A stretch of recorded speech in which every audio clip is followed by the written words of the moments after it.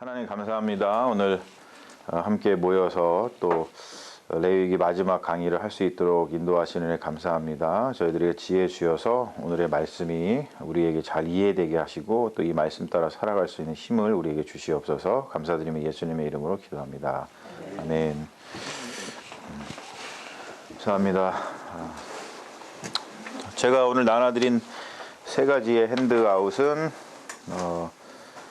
우리 요즘에 바이러스 때문에 불거지고 있는 신천지, 단순히 신천지에 대한 이야기를 주로 합니다만, 이단이라고 하는 것은 우리 기독교 역사, 기독교가 생긴 이래로 계속 기독교하고 이렇게 패러사이트처럼, 기생충처럼 이렇게 늘 우리와 함께 해온 그러한 집단이기 때문에 거기에 대한 그것이 왜 문제인지에 대한 근본적인 그런 좀 문제점을 좀 살펴보는 그런 핸드아웃을 제가 나눠드렸어요. UCLA의 한국기독교학 교수이신 옥성득 교수님 글하고, 그리고 밴쿠버 기독교 세계관 대학원의 교수이신 최정원 교수님, 그리고 한겨레의 이희용 종교 전문 기자가 쓴 신천지 교단에 대한 글입니다. 이런 것들을 우리가 좀 같이 살펴보면서 오늘 레위기 마지막 강의를 아울러서 다 같이 하도록 하겠습니다. 우리가 레위기 공부를 지난 5주 동안 살펴본 것은 기본적으로 제가 늘 이제 강조했듯이 모세오경의 어떤 이제 문학 구조 또는 내러티브라 그러죠. 이야기, 내러티브의 이 구조 속에서 우리가 레위기의 이야기가 무엇을 의미하는지를 계속해서 살펴봤어요. 그래서 우리가 이거를 봐서 다시 한번 레위기를 좀 들여다보면은 우리가 늘 상상해야 되는 것은 에덴 동산이라고 그랬습니다. 에덴 동산. 그렇죠? 에덴 동산은 근본적으로 우리가 가지고 있는, 우리 기독교인들이 가지고 있는 이상적인 그런 나라죠. 여기가 이게 이제 하나님 나라라고 뭐 우리가 표현을 하기도 합니다만, 신약에서는 하나님과 뭐 하는 거예요? 함께 사는 하나님의 집이에요. 그렇죠? 에덴 동산이. 이것에 대한 이야기들을 우리가 쭉 했고, 우리가 알다시피 창세기는 바로 이 에덴 동산의 이야기지만, 에덴 동산에서 우리가 이렇게 멀어지는 이야기라겠죠. 그래서 이 성막의 구조를 보면은 늘 이렇게 문이 여기에 있고 해서 이쪽 에덴의 동쪽으로, 저 동쪽으로다가 우리 인간이 이제 쫓겨났다가 그랬다가 출애굽기에서 어떤 일이 벌어져요? 다시 돌아가야겠구나. 그런 이야기를 하죠. 그래서 이렇게 돌아오는 그 과정을 그린 것이 출애굽기고요. 그리고 출애굽기에서 에덴 동산으로 돌아가고 싶은데 어떻게 돌아가지? 돌아갈 수 있는 방법을 하나님께서 구원해 주시는 것밖에 이제 없는 거예요. 하나님이. 그래서 하나님이 우리가 이쪽에 여기에서 살고 있는 것이 이게 이제 죽음의 영역이잖아요. 여기가 이제 생명의 영역이다라고 우리가 이야기하면은, 이쪽으로 떠난 거는 이제 죽음의 영역인데, 죽음의 영역에서 하나님께서 뭐 해주셔요? 우리가 지금 죽음의 영역에 있어요. 여기서 죽었어요. 죽은 거를 갖다가 다시 살려내시는 것을 뭐라 그래요? 그것을 redemption, 속량이라고 얘기합니다. 영어로다가 redemption. 자, 이게 지금 죽었어요. 얘가 죽음이라고 하는 것에 빠져 죽었어요. 그래서 이것을 살려내신과 동시에 얘가 진흙탕에 빠져서 죽었는데, 살려냈어도 얘가 지금 어떤 상태예요? 더러워진 상태죠. 지금 진흙탕에 빠져서. 자, 여기서 빠져서 나왔을 때 먼저 제일 중요한 거는 더러워진 것을 씻는 게 아니라 뭐부터 해야 돼요? 얘를 그래도 살려내는 게 문제예요. 살려내는 거. 살려낸 다음에 얘를 그러고 난 다음에 씻겨야죠. 그렇죠? 예, 그래서 속량을 한 다음에 뭘 해요? 이게 이 모든 과정이 다 속죄인데, 속죄. 그리고 얘를 갖다가 하나님께서 구별하셔가지고 성별하신다 그러죠. 예. 하셔가지고 하나님과 거하게 하는 거예요. 이러한 일련의 과정이 출애굽기에도 나타나는 거예요. 뭐를 통해서? 그 출애굽을 통해서 물로다가 씻기는 거죠. 그래서 홍해 바다를 건넜다는 그런 이야기는 뭐냐면 물로다가 씻기는 거예요. 씻기는 거. 씻겨가지고 구원을 받게 하는 거죠. 그래서 그래서 출애굽기에서는 어디로 가요? 이 사람들이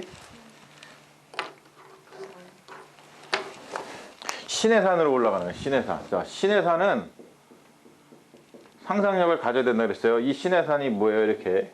자, 홍해를 건너가지고 물로 씻김을 받아서 어디로 올라가는 거예요? 하나님의 집으로 가는 거예요. 여기에는 누구만 올라가요? 꼭대기는? 모세만 올라갔죠? 자, 모세가 누구라고요? 그렇죠. 아담이라고 그랬어요. 그렇죠? 그리고 나중에 신약에서 예수님을 누구라고 표현해요? 모세로 표현하고 아담으로 표현합니다. 그렇죠? 예. 그래서 모세로 표현하는 대표적인 복음서는 마태복음. 마태복음은 예수를 철저하게 모세로 표현을 합니다. 그래서 새로운 율법의 수요자로다가, 그래서 율법의 완성인 구원자로다가 표현하는 게 마태복음이고, 아담 신학은 누가 전개해요? 이것은 사도 바울이 전개를 하죠. 로마서에서 특히나. 그래서 첫 번째 아담이 죄 지은 것 때문에 죽음이 우리에게 들어왔지만, 새로운 두 번째 아담이 하나님께 순종하는 것을 통해서 우리가 구원받았다. 이렇게 얘기하는 것이 로마서의 어떤 핵심이란 말이에요. 그게 아담 신학이라고 얘기를 합니다. 그래서 여기에 들어가가지고 하나님을 만나요. 즉 뭐냐면 다시 어디로 돌아간 거예요? 에덴으로 돌아갔단 말이에요. 이것을 갖다가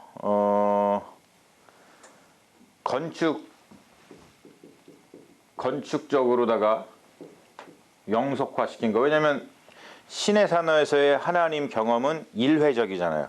신의 산을 갖다가 들고 다닐 수는 없잖아. 그러니까 어떻게 해요? 이 신의 산 경험을 건축적으로 영속화시킨 것이 뭐라고요? 그렇죠. 그게 바로 성막이라는 거예요. 왜 이 사람들이 이후에, 우리 레위기 이후에 뭐가 나와요? 창세기, 출애굽기, 레위기, 민수기. 자, 민수기의 원래 뜻은 뭐라고요? 광야에서라는 뜻이어서, 광야에서. 예, 원래 히브리어 성경 이름이 광야에서라는 뜻입니다. 광야를 돌아다녔단 말이에요. 광야를 방황하는 거예요. 그러니까 돌아다니니까 당연히 포터블한 영속된 하나님의 집이 필요한 거예요. 하나님이 우리와 함께 계시고 우리가 지금 에덴에 들어갔다라는 그런 믿음을 가지고서 살아가야 되는데, 그렇게 해서 만든 것이 이게 바로 이제 성막이라고 하는 거예요. 성막. 그렇죠? 이 성막이라고 하는 것은 우리가 얘기했듯이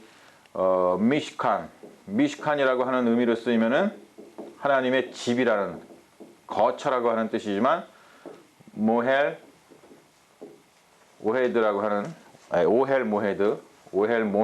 하는 말은 하나님과 만남의 장소라고 하는 뜻이에요. 그러니까 성막은 두 가지의 뜻을 가지고 있어요. 하나님의 집, 하나님이 거하시는 곳. 근데 그곳이 만남의 장소인 거예요. 하나님을 만나요. 그래서 성막이 그 두 가지의 의미로 들어서서 이런 과정을 통해서 우리가 이 레위기에서 이야기하는 이런 과정을 통해 가지고, 자, 여기서 이제 제일 처음에 나오는 게 번제단이고, 그리고 물두멍이잖아요. 이걸 통해서 우리가 다 하나님께 올려드리고 씻는 거죠. 물두멍에 물이 있잖아요. 물로 씻김을 하고 들어가서, 여기에 뭐가 쳐져 있어요? 휘장이 쳐져 있죠. 이거를 갖다가 들어가서 여기에 하나님이 거하시는데, 여기 들어가서 만나는 거예요. 그래서 에덴에서의 하나님의 그런 하나님과 함께 거하는 것이 이 성막이라고 하는 곳에서 이렇게 성취되고 이루어지고 다시 회복이 되고 그런 일이 이제 벌어졌다는 것이죠. 그것이 이제 레위기의 기본적인 내용입니다. 그런데 보세요. 자, 이들이 궁극적으로다가 레위기를 지나서 그 이후에 민수기입니다. 자, 민수기에서 그 다음에 신명기잖아요. 그렇죠? 신명기. 자, 신명기 다음에 뭐가 나와요? 여호수아가 나오죠. 여호수아. 자, 뭐냐면 이렇게 해서 성막을 가지고 진행이 이렇게 돼요. 진행이 이렇게 되면서 여호수아를 통해서 이 사람들이 궁극적으로 들어간 곳이 어디예요? 그렇죠? 가나안이죠. 왜 가나안 땅을 들어가야 되느냐? 그리고 가나안 땅에 도대체 뭐가 있느냐? 예. 우리가 알다시피 뭐가 있어요? 여기서 시온이라는 게 나온단 말이야. 이 시온이 뭐예요?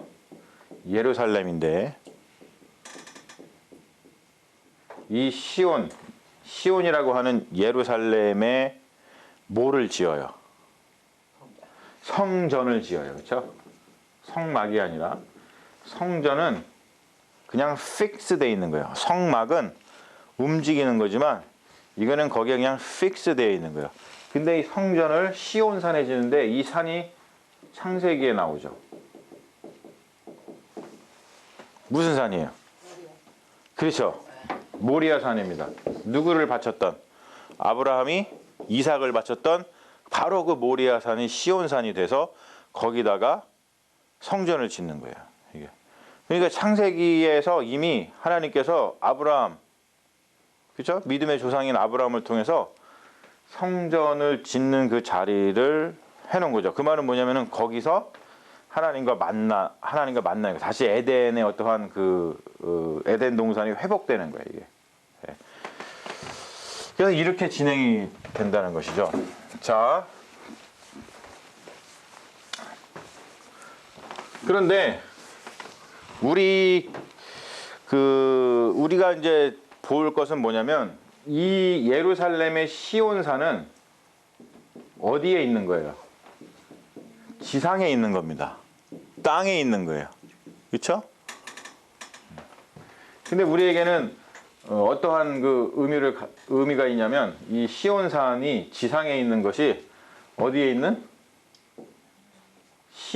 시온산이 또 있어요. 어디에 시온산이 있어요? 이게 천상에 있다. 천상, 그렇죠? 하늘에 있는 하늘. 자, 이제 이거가 우리가 사실 이제 잘 살펴봐야 되는 거예요. 이게 아주 첨예한 문제예요. 왜냐? 우리가 이렇게 하면은 자, 먼저 하늘과 땅을 나누다 보니까 이게 뭐처럼 보여요? 이게 이혼론처럼 보인단 말이야. 예. 그런데 기독교에서 말하는 하늘과 땅은 사실 이혼론이 아니거든요. 우리가 이혼론을 가지고 세계를 들여다보는 그 사상이 뭐냐면 그게 바로 그 유명한 영지주의입니다. 기독교의 초대 교부들의 문서를 들여다보면 다 누구랑 싸우는 문서냐면 이 영지주의와 싸우는 문서예요. 이게 그만큼 기독교의 세계관을 엄청 위협을 하고 그리고 기독교 안에 들어와서 기독교인들의 생각을 어지럽혔다는 그런 뜻이거든요. 영지주의의 기본적인 생각은 이원론입니다. 얘네들이 영이라고 하는 것이 있고 육이라는 것이 있어요. 이렇게 나눕니다. 영은 선한 거고 육은 악한 거예요.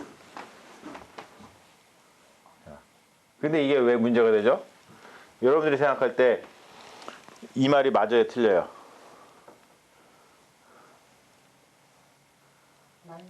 맞는 것 같아요. 예, 틀린 것 같아요, 맞는 것 같아요. 예. 이게 벌써 이렇게 이제 우리 스스로도 이걸 볼 때 헷갈린단 말이에요. 예. 자, 이게 이제 왜 기독교인들과 이렇게 크래시가 나가지고 이 초대 교부들은 왜 자꾸 영지주의를 이단으로다가 얘기를 하면서 이 이혼론을 거부했느냐라고 하면은 정말로 중요한 이야기를 하죠.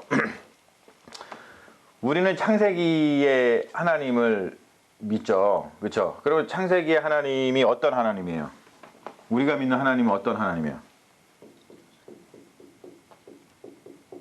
창조자 하나님이에요. 그렇죠? 세상을 창조하셨어요. 근데 세상을 창조하셨다는 게 뭐예요?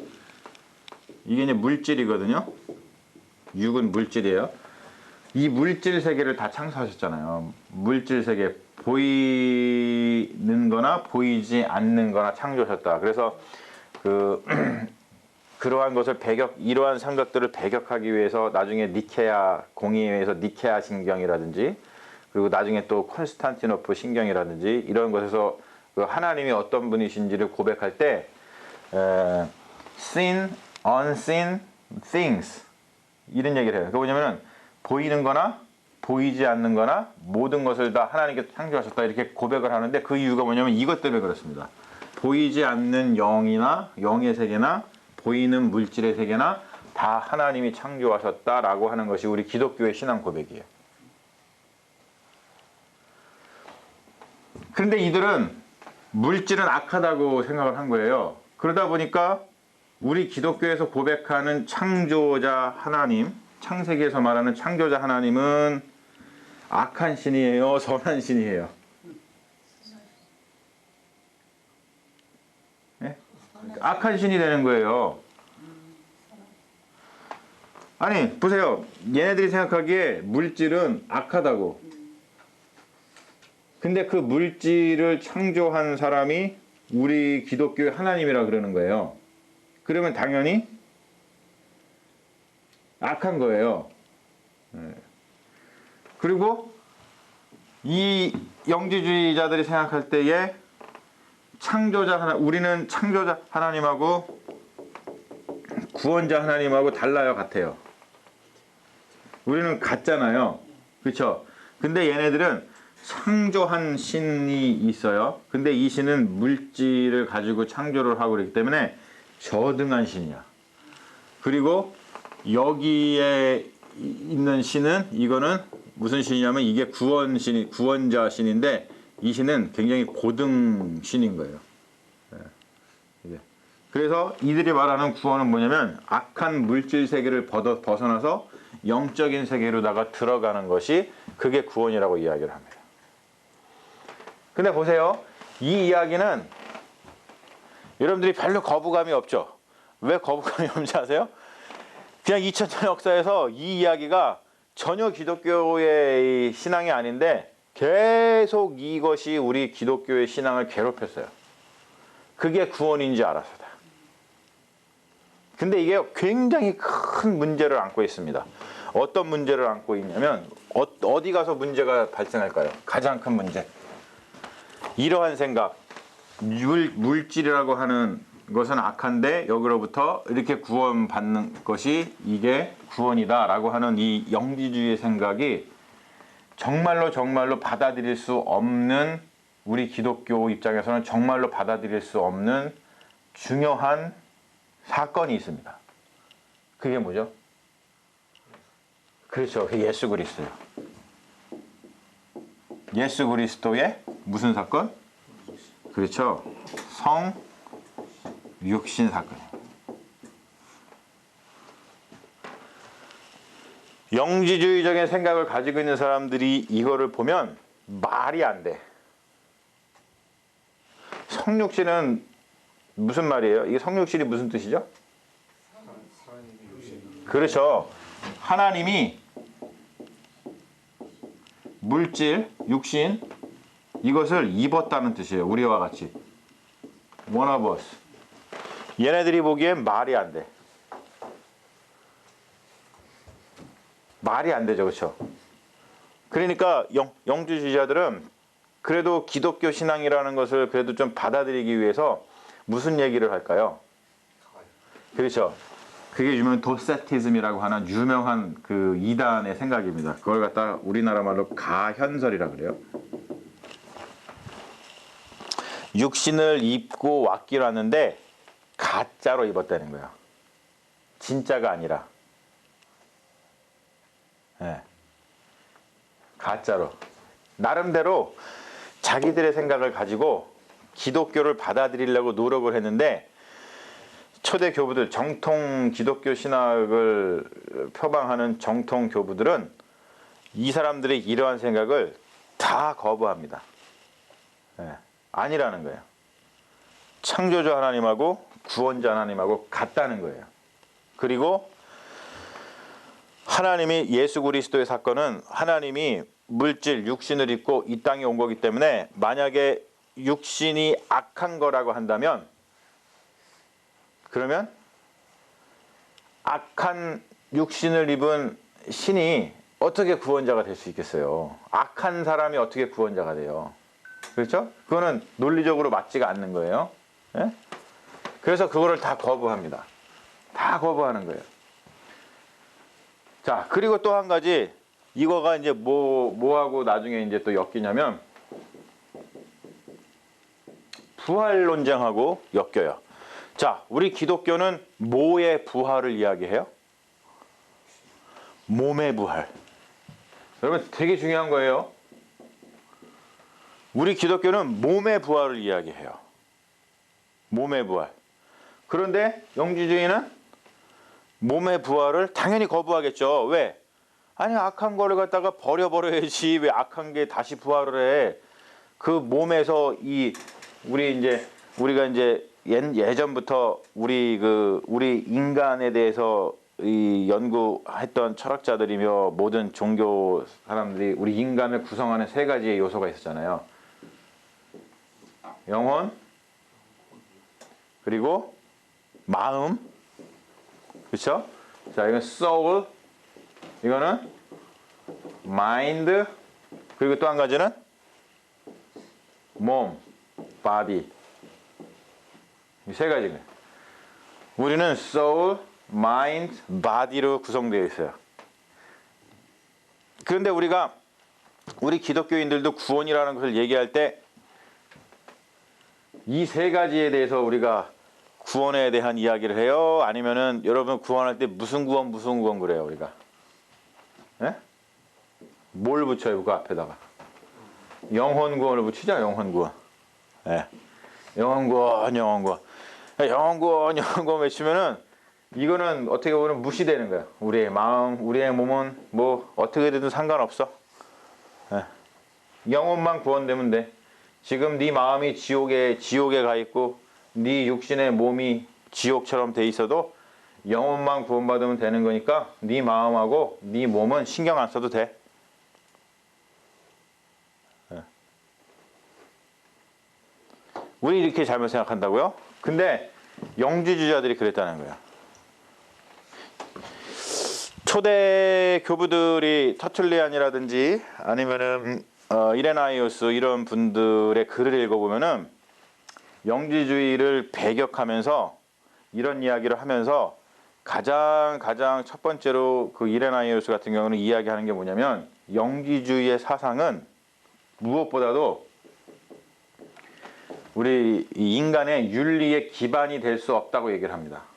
여러분 생각하기에 왜 윤리의 기반이 될 수 없을까요? 되게 중요한 겁니다. 우리 몸이 이렇게 되어 있는데 영지주의자들은 그냥 영혼 또는 이 마음, 이거를 이제 스피릿이라고 하는 어떤 보이지 않는 그거니까 이거에 중점을 두고 몸이라는 것은 무시하거든요. 그렇기 때문에 윤리의 기반이 될 수 없다고 이야기를 합니다. 왜 그럴까요?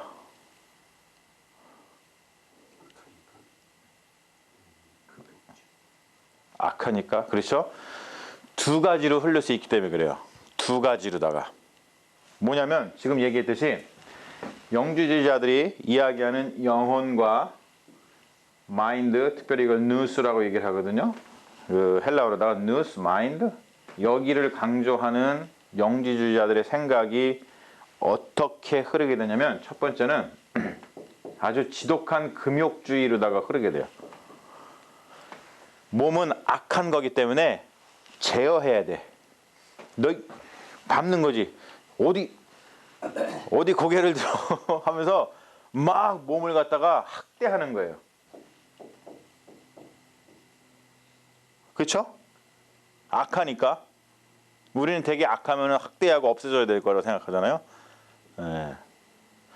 그래 여러분 금욕주의, 몸을 학대하는 거 이게 윤리의 기반이 될 수 있어요? 안 되죠? 여러분 생각하기도 안 되죠? 자, 두 번째 뭘로 갈 수 있을까요?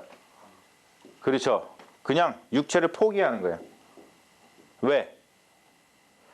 뭐 그게 아니라 나는 영혼과 마인드는 나는 구원 받았어 이미. 그러니까 어떤 생각을 하냐면 육체가 방종하면 방종할수록 나는 육체랑 상관이 없는 사람이 돼버려서 내가 더 구원받았다고 하는 확신을 얻었다는 거예요. 그게 영주주의자들의 논리였습니다. 그러면 뭘로 흘러요? 포기, 방종으로 갑니다. 당연히 윤리, 도덕이 완전히 없어지는 거죠. 예. 몸을 막 그냥 마음대로 그냥 해도 상관이 없다는 거예요. 그래서 영주주의자들이 이런 생각이 지금 이렇게 생각합니다. 자, 근데 여기서 한 가지 좀 더 말씀드릴게요. 자, 보세요, 여러분. 영주주의자들의 생각은 나라고 하는 주체, 나 자신이라고 하는 주체를 구성하는 가장 중요한 요소가 뭔 것 같아요? 그러면 영주주의자들의 생각을 할 때 뭐냐면 마인드입니다. 마인드. 나.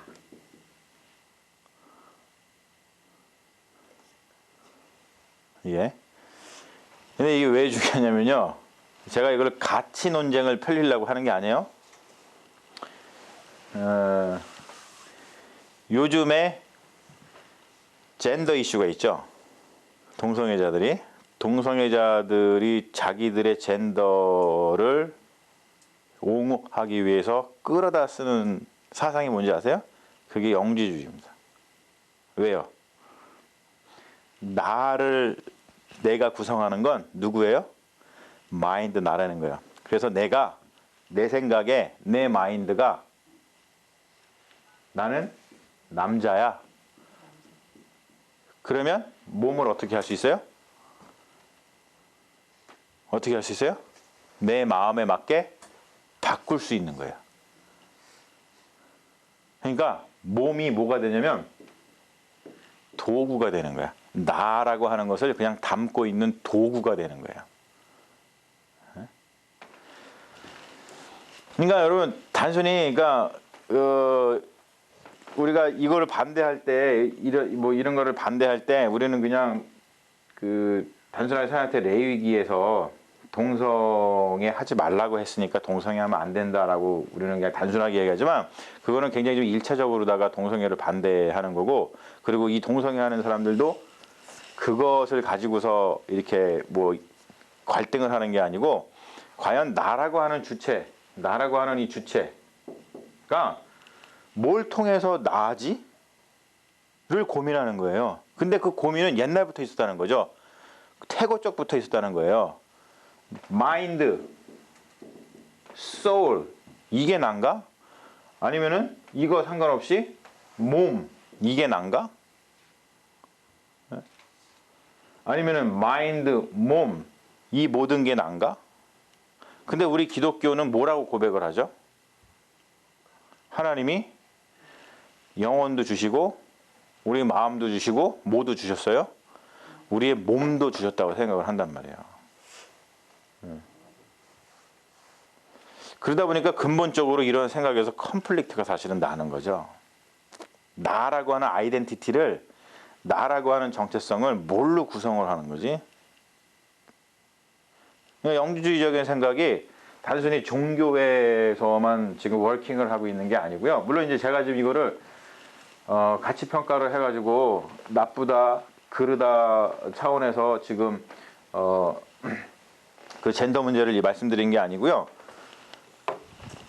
왜 그런 문제가 나고 있는지 근본적인 거를 다시 한번 여러분한테 좀 말씀을 좀 드린 겁니다. 예. 그래서 굉장히 사실 이게 복잡해요. 그래서 아직도 나라고 하는, 주체라고 하는 아이덴티티, 정체성,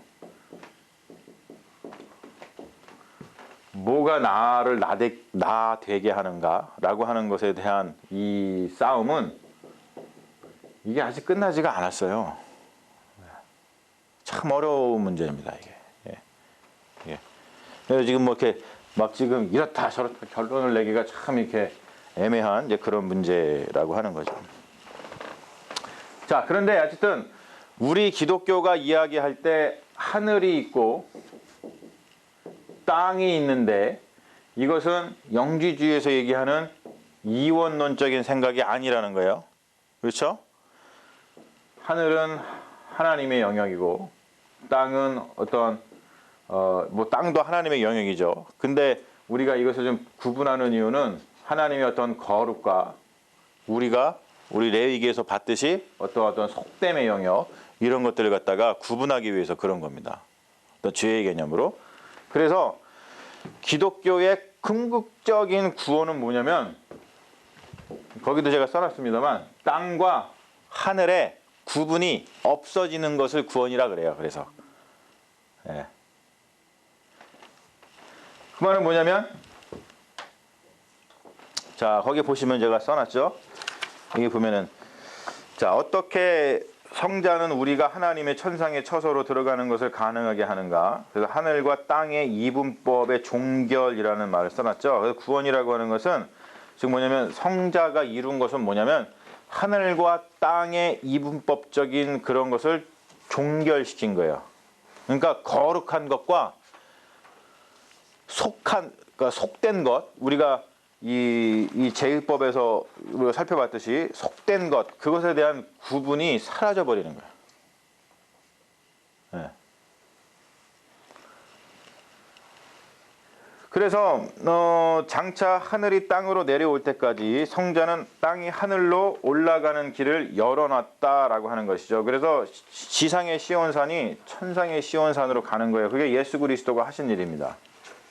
그러니까 레위기의 제의를 가지고 예수 그리스도의 사역을, 예수 그리스도의 사건을 우리가 해석을 하는 건데 예수 그리스도의 사건이다, 제가 이런 말을 하죠. 예수 그리스도의 사건이라고 한다는 것은 무슨 뜻이냐면 예수 그리스도의 탄생, 네티비티, 탄생, 그리고 예수 그리스도의 순환, 예수 그리스도의 죽음, 십자가죠. 그렇죠? 예수 그리스도가 장사된 거, 그리고 예수 그리스도가 부활한 거, 그런 다음에 예수 그리스도가 승천한 거, 그리고 예수 그리스도께서 다시 오실 이 일련의 이야기를 예수 그리스도의 사건이라고 표현하는 거예요. 그러니까 제가 계속 사건 그러면 이 모든 걸 다 여러분 상상을 하셔야 돼요. 자, 예수 그리스도의 사건이 우리에게 가져다 준 것이 뭐냐면 바로 하늘이 땅으로 내려올 때까지 성자는 땅이 하늘로 올라가는 길을 열어놨다는 것이죠. 자, 우리가 부지런히 예수 그리스도를 통하여 하늘로 올라가야 된다는 거예요. 그러면 땅이 하늘인지 하늘이 땅인지 구분할 수 없는 신비에 쌓여서 이 땅을 하늘처럼 우리가 살 수 있다는 거예요. 자, 그러면 예수 그리스도의 사건을 좀 더 우리가 살펴보면 거기 있죠. 자, 쭉 보면서 제가 얘기할게요. 자, 먼저 뭘 살펴보냐면 예수 그리스도 사건 중에 성육신을 한번 보자는 거예요. 성육신이 도대체 뭐냐?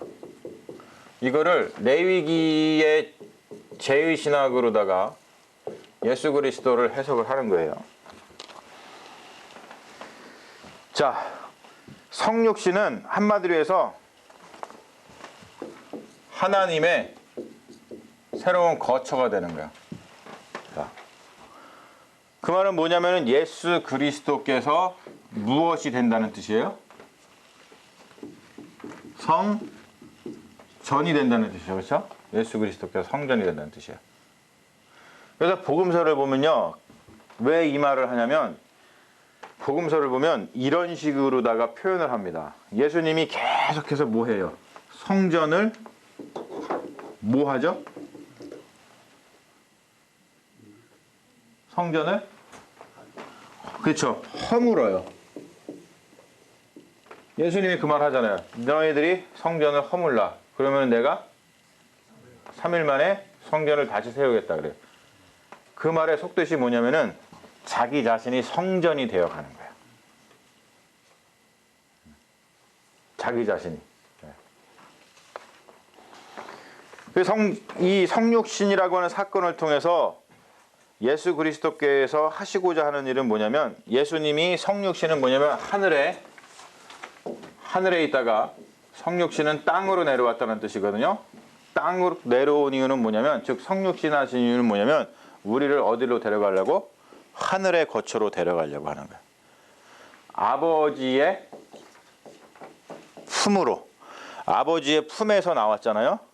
그 아버지의 품으로 우리를 데려가시기 위해서 성육신 하셨다는 것이 이 우리 기독교 신학의 핵심적인 성육신의 어떤 신학입니다.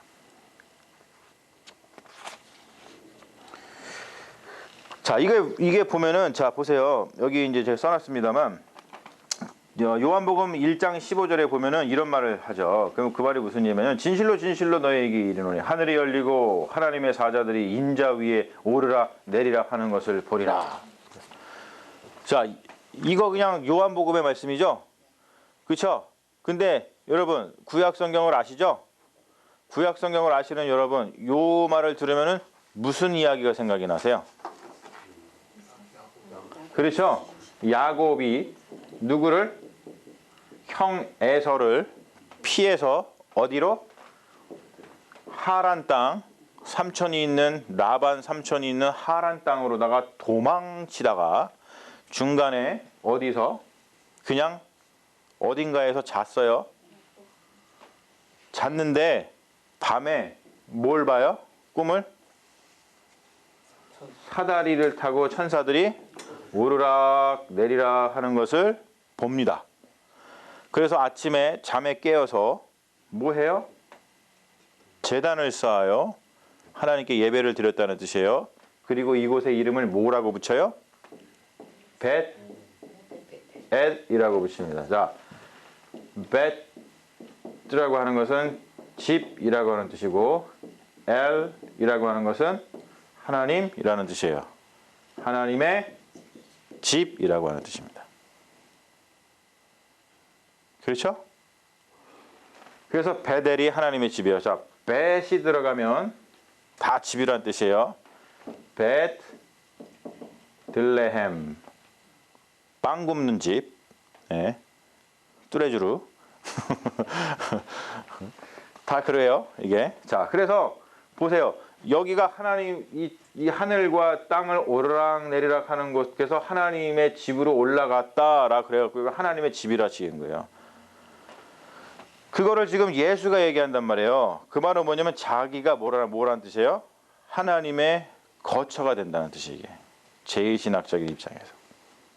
이런 얘기를 하는 게 그냥 막 하는 게 아니라 이렇게 구약의 이러한 이야기들을 다시 재현하는 거예요. 이 신약성경은 구약의 재현이에요. 그래서 이게 얼마나 중요한 건지 몰라요.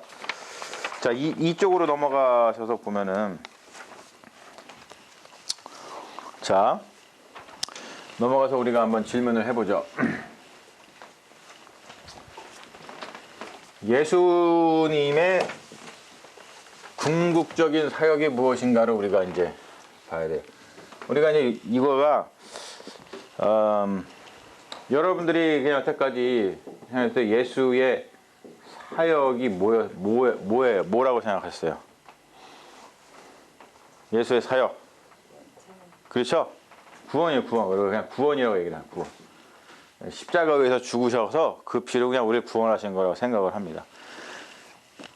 뭐 틀린 건 아닙니다만 풀리 설명이 안 된 거예요, 이게. 네. 왜냐? 자, 예수께서 우리가 이제 이 예수의 사건을 이야기할 때는 우리가 언제나 삼위일체로다가 이야기를 합니다. 삼위일체론이 되게 중요해요, 여러분. 그래서 언젠가 이게 좀 되게 복잡하기 때문에 언젠가 여러분들이 좀 내공이 더 쌓이고 그러시면은 삼위일체론에 대한 뭐 특강을 좀 하면서 들어보게 될 텐데 굉장히 복잡합니다. 근데 삼위일체적으로다가 우리가 이 구원이라고 하는 이 예수 그리스도의 사건을 성경은 늘 이야기를 풀어 가거든요. 자, 그런데 보세요. 예수 그리스도의 사건 중에서 가장 미스테리한 부분이 있어요, 사실은. 그게 뭐냐면 예수의 승천입니다. 자, 사도행전에서 제자들이 겪은 가장 큰 위기가 뭐예요? 제가 예전에 한번 설교 시간에서 한번 말씀드린 적이 있어요. 하나님의 승천. 자, 예수님의 승천. 예수님의 승천이에요. 예수님이 승천했다는 뜻은 무슨 뜻이에요? 그렇죠? 우리 아들 안 계신 거야.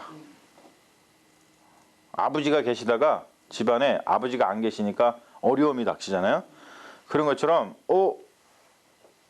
예수님이 이제는 더 이상 우리와 함께 있지 않게 됐어. 근데 그렇잖아요.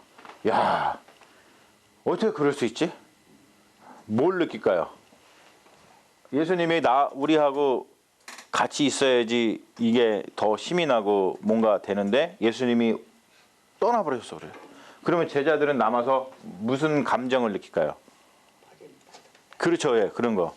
버림받은 느낌. 또 어떻게 될 것인가. 그렇죠. 걱정. 그렇죠? 그리고 이게 제일 중요하죠. 두려움. 그렇죠? 근데 이들이 이걸 어떻게 극복하죠?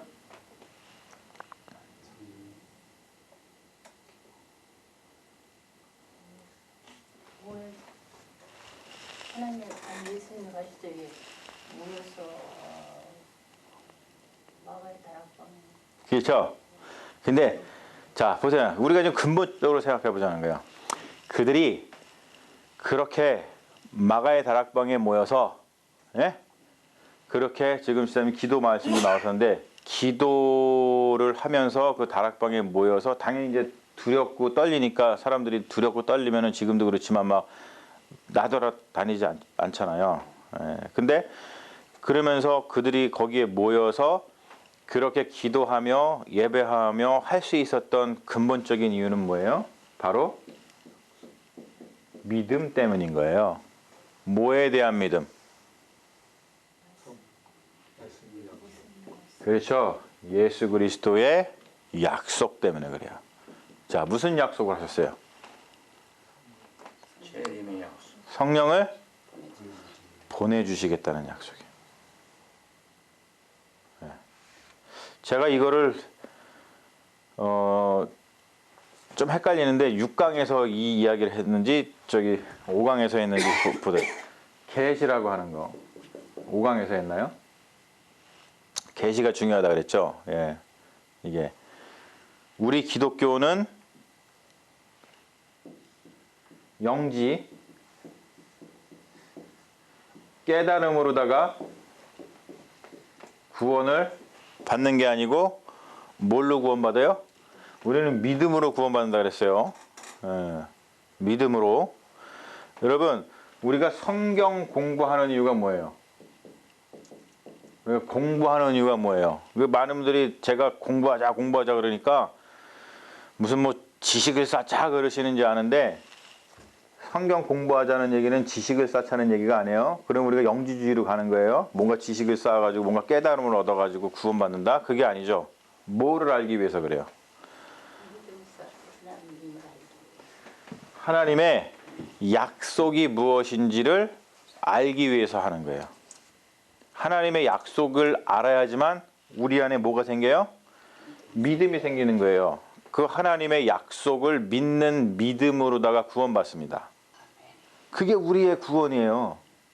우리는 깨달음으로 구원받는 종교가 아니에요. 믿음으로. 예. 그래서 성경을 보세요. 다 그 얘기죠. 특별히 그 히브리서 13장은 다 그 얘기를 하잖아요. 그거 다 구약의 인물을 들어서 되죠. 제일 처음에 나오는 인물이 누구예요? 하나님이래. 아브라함. 아브라함이 뭘로다가 믿음으로 하나님이 약속해 주신 그 말씀을 믿었더니 그거를 하나님이 의로 여기셨더라. 그게 창세기의 말씀이잖아요. 그거로다가 구원받았다 얘기를 하죠. 예. 다 이야기를 합니다. 다. 예. 믿음으로 구원받은 이야기. 그러니까 마가의 다락방에 제자들이 모여서 성령을 기다린 이유는 뭐냐면 믿음이에요. 믿음. 예수님이 약속해 주셨거든요. 뭘 주겠다? 성령을 주시겠다. 여러분 그 요한복음을 자세히 보세요. 요한복음에서 예수님이 부활하시고 나서 제자들을 만나면 제일 먼저 건네는 말이 뭐예요? 맞아요, 권사님. 성령 받아라. 성령 받아라.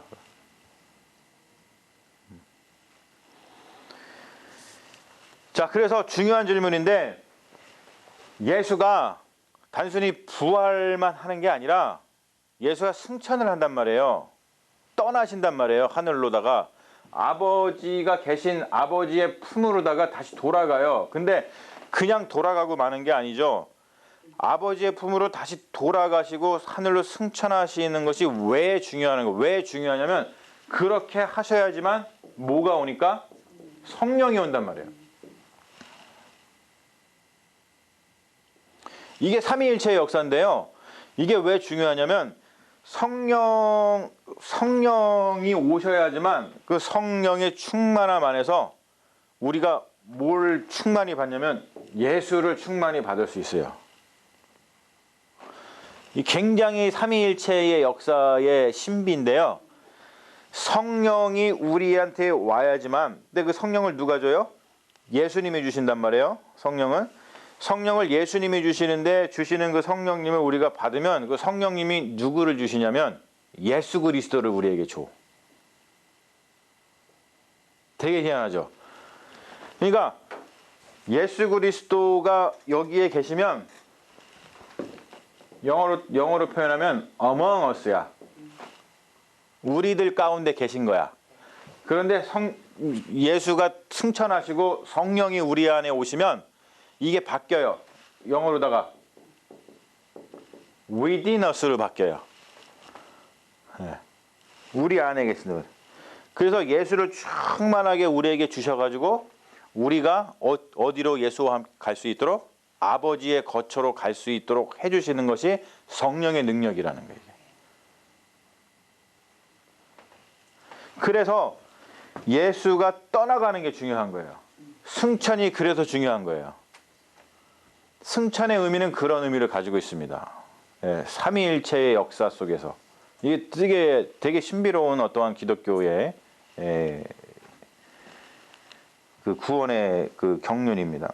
그래서 성자는 이쪽 중간에 보면 제가 줄 거는 거 보세요. 성자는 단지 하나님이 이 땅에서의 인간의 상태에 맞추기 위해서, 즉 성육신이죠.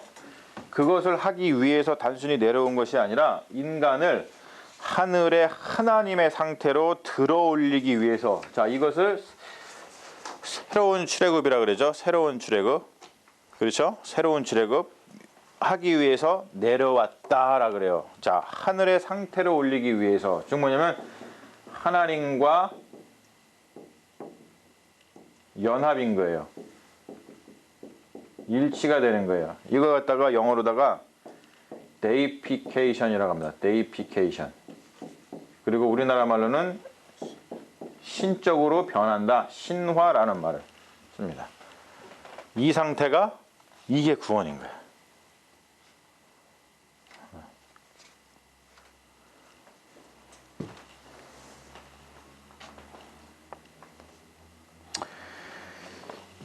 자, 그래서 예수의 사건을 여기서 좀 더 살펴보면 그 밑에 십자가의 죽음을 한번 보죠. 십자가의 죽음. 자,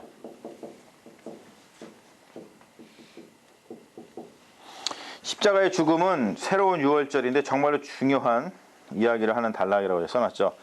자, 본질적인 제사는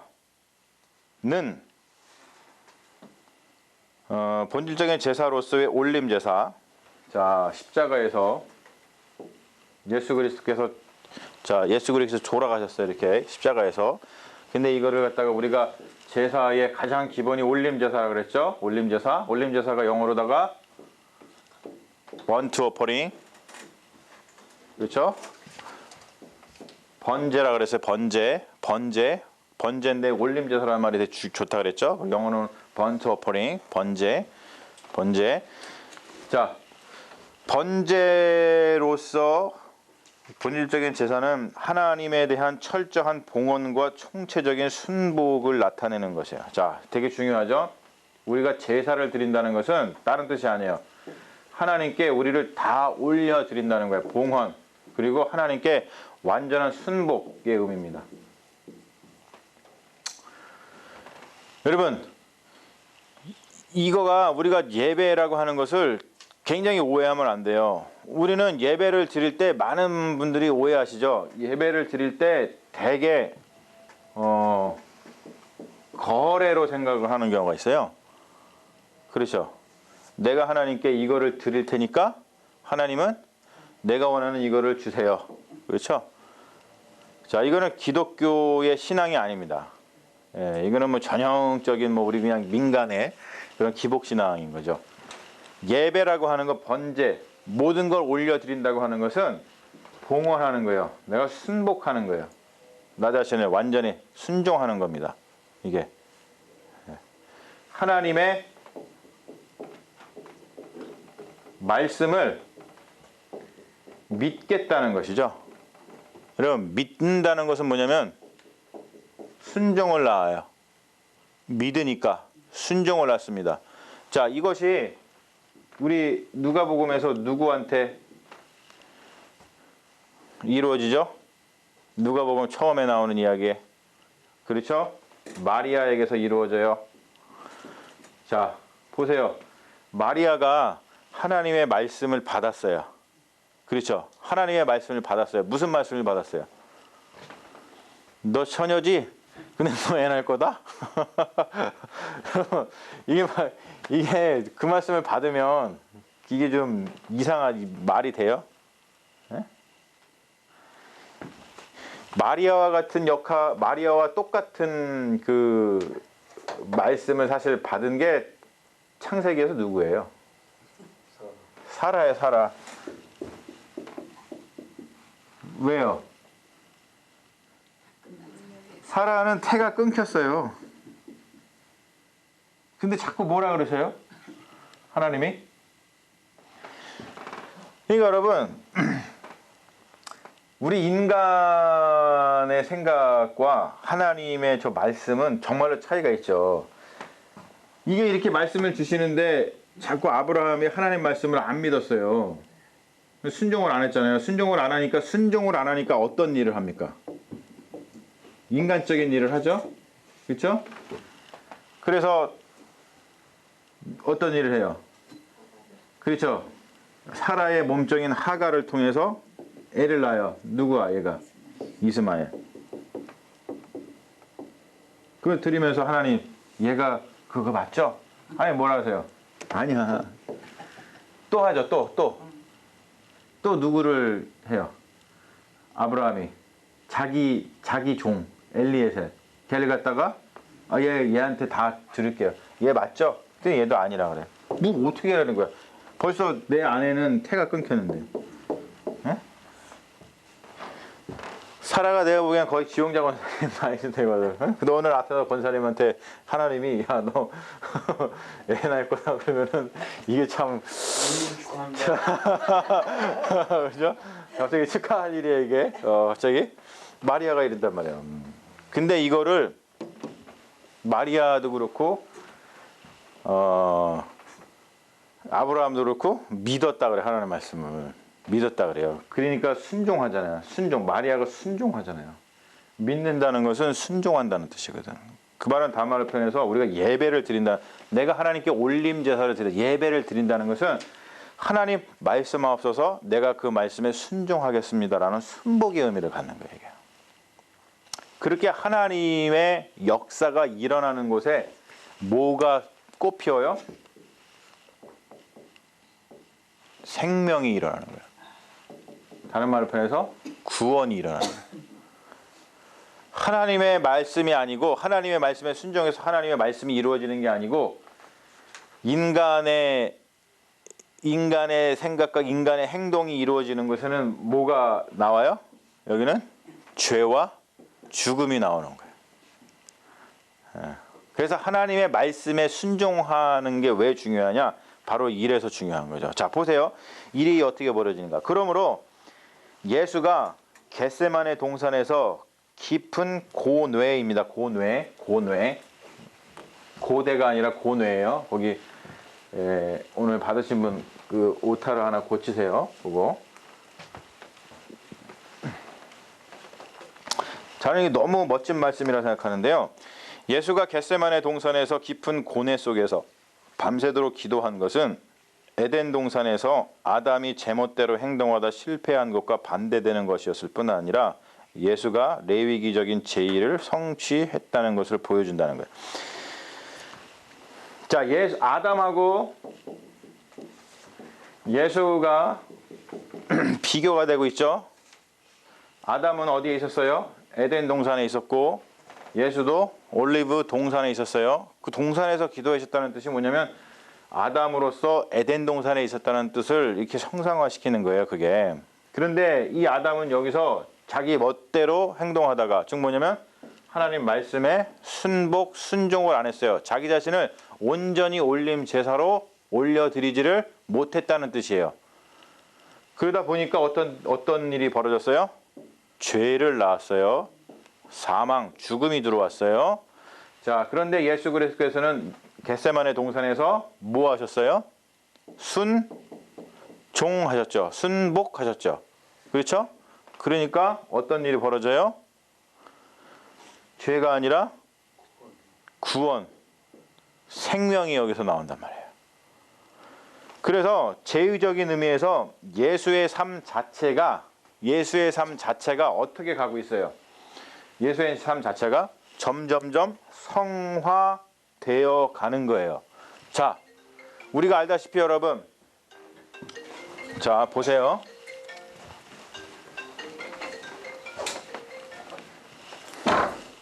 예수 그리스도가 이게 왜 중요하냐면 겟세마네 동산에 그것이 왜 중요하냐면 십자가에 그냥 달려 돌아가신 게 아니에요. 하루아침에.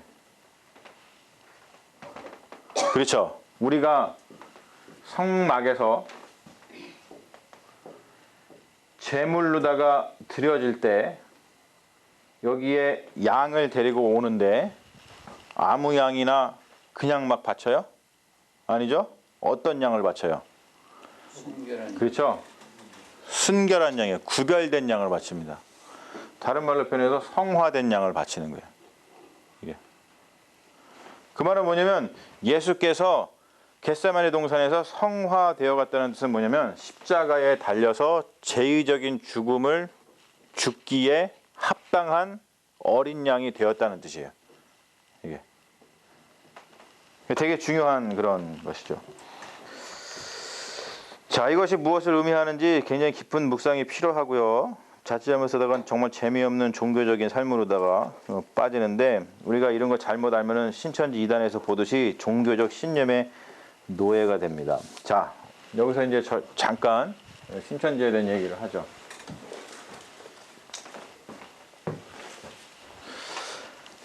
제가 나눠드린 이제 이것을 좀 보시면 일단 그 옥성득 교수가 쓰신 것을 보면 이런 이야기를 하죠.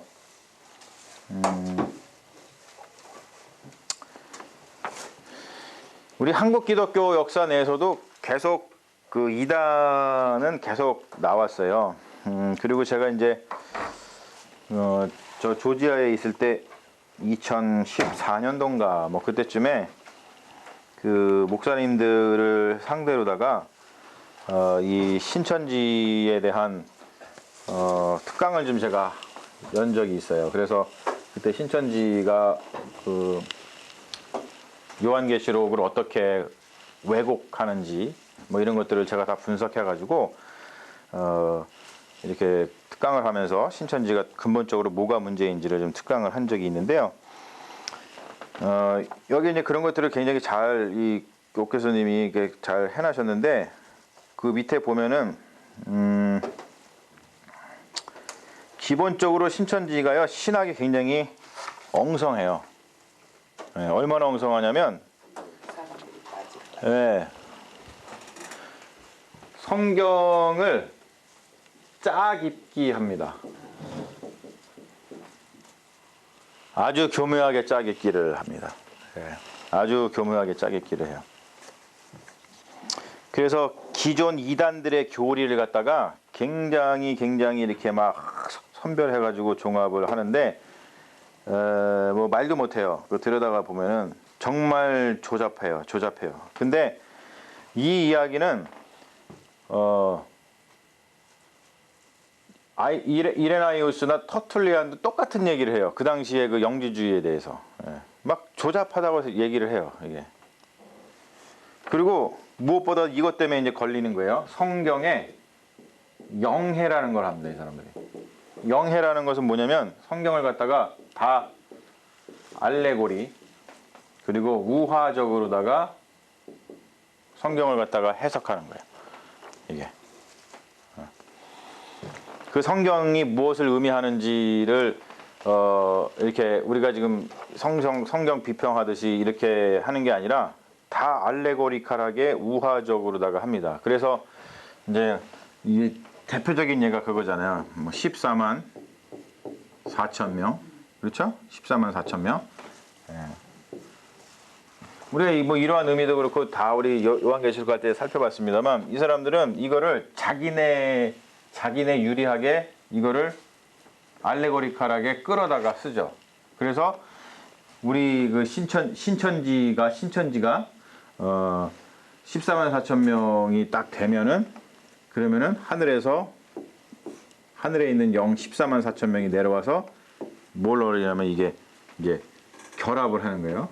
결합을 해가지고 영생에 이르게 된다.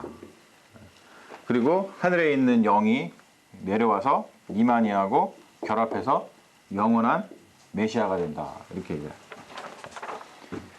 자기네들 맞게 이거를 갖다 그 요한계시록의 거를 알레고리컬하게 자기들한테 이렇게 맞춰가지고 그거를 이렇게 조작을 하는 거예요.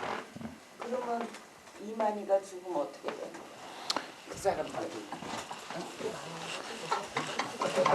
아니 그걸 믿는 사람들이 이해가 안 가는 거지. 그게 지금 이제 뭐냐면 종교 이단 그 전문가들이 뭐냐면 지금 이만희가 89세거든요. 근데 곧 이제 죽으면은 그러면은 이거는 와해될 거라고 얘기를 해요. 아니면 그리고 또 후계자도 없기 때문에 지금 와해될 거였었는데 이 바이러스 때문에 미리 와해가 지금 되고 있다 이런 이야기를 합니다. 그리고 또 뭐냐면 한 가지 뭐냐면 이들이요 점조직을 합니다. 점조직을 해갖고 엄청나게 뭘 하면 통제를 해요. 네? 그러니까 우리가 흔히 얘기하는 다단계 있죠. 이거의 끝판왕이야. 그래서 그 집단 그 감염이 된 이유가 뭐예요? 집단 거주에서 그렇습니다. 그래서 대구의 어떤 한 아파트의 한마음 아파트인가 거기에 집단 거주했잖아요. 이렇게 집단 거주하면서 점조직을 통해서 통제를 합니다. 그리고 또 한 가지 정말로 중요한 건 뭐냐면요. 여러분 이걸 조심해야 돼요.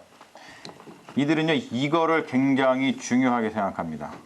그거를 행동주의라고 해요. 행동하는 거. 뭔가를 행동하는 거. 자, 특별히 어떤 행동이냐면 자, 전도 그리고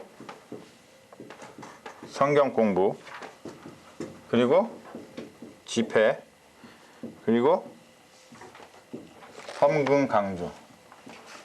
자, 보세요. 전도 열심히 합시다. 성경 공부 열심히 합시다. 집회 주일 예배 빠지면 주일 예배하고 수요일 예배 꼭. 그렇죠. 주일 예배, 수요 예배, 뭐 새벽 기도 이런 거 빠지면 벼락을 따라가서 맞으세요. 뭐 이런 이야기. 그리고 헌금을 강조하고. 근데 여러분 보세요. 이게 다 누가 해둔 거예요? 한번 교회가 해둔 거예요, 그냥. 이게 이런 식으로다가 해서 이 조직이 이제 커 가죠. 그리고 무엇보다도 이겁니다. 이 사람들은요, 이 성경 공부 즉 뭐냐면 이 영의 알레고리카라는 성경의 해석을 통해서 뭘 가져다 주냐면 깨달음을 가져다 줘요. 굉장히 영적 희열을 줍니다. 그래서 자기들이 어떠한 비밀을 알게 된 매우 특별한 사람이라고 생각을 합니다. 네.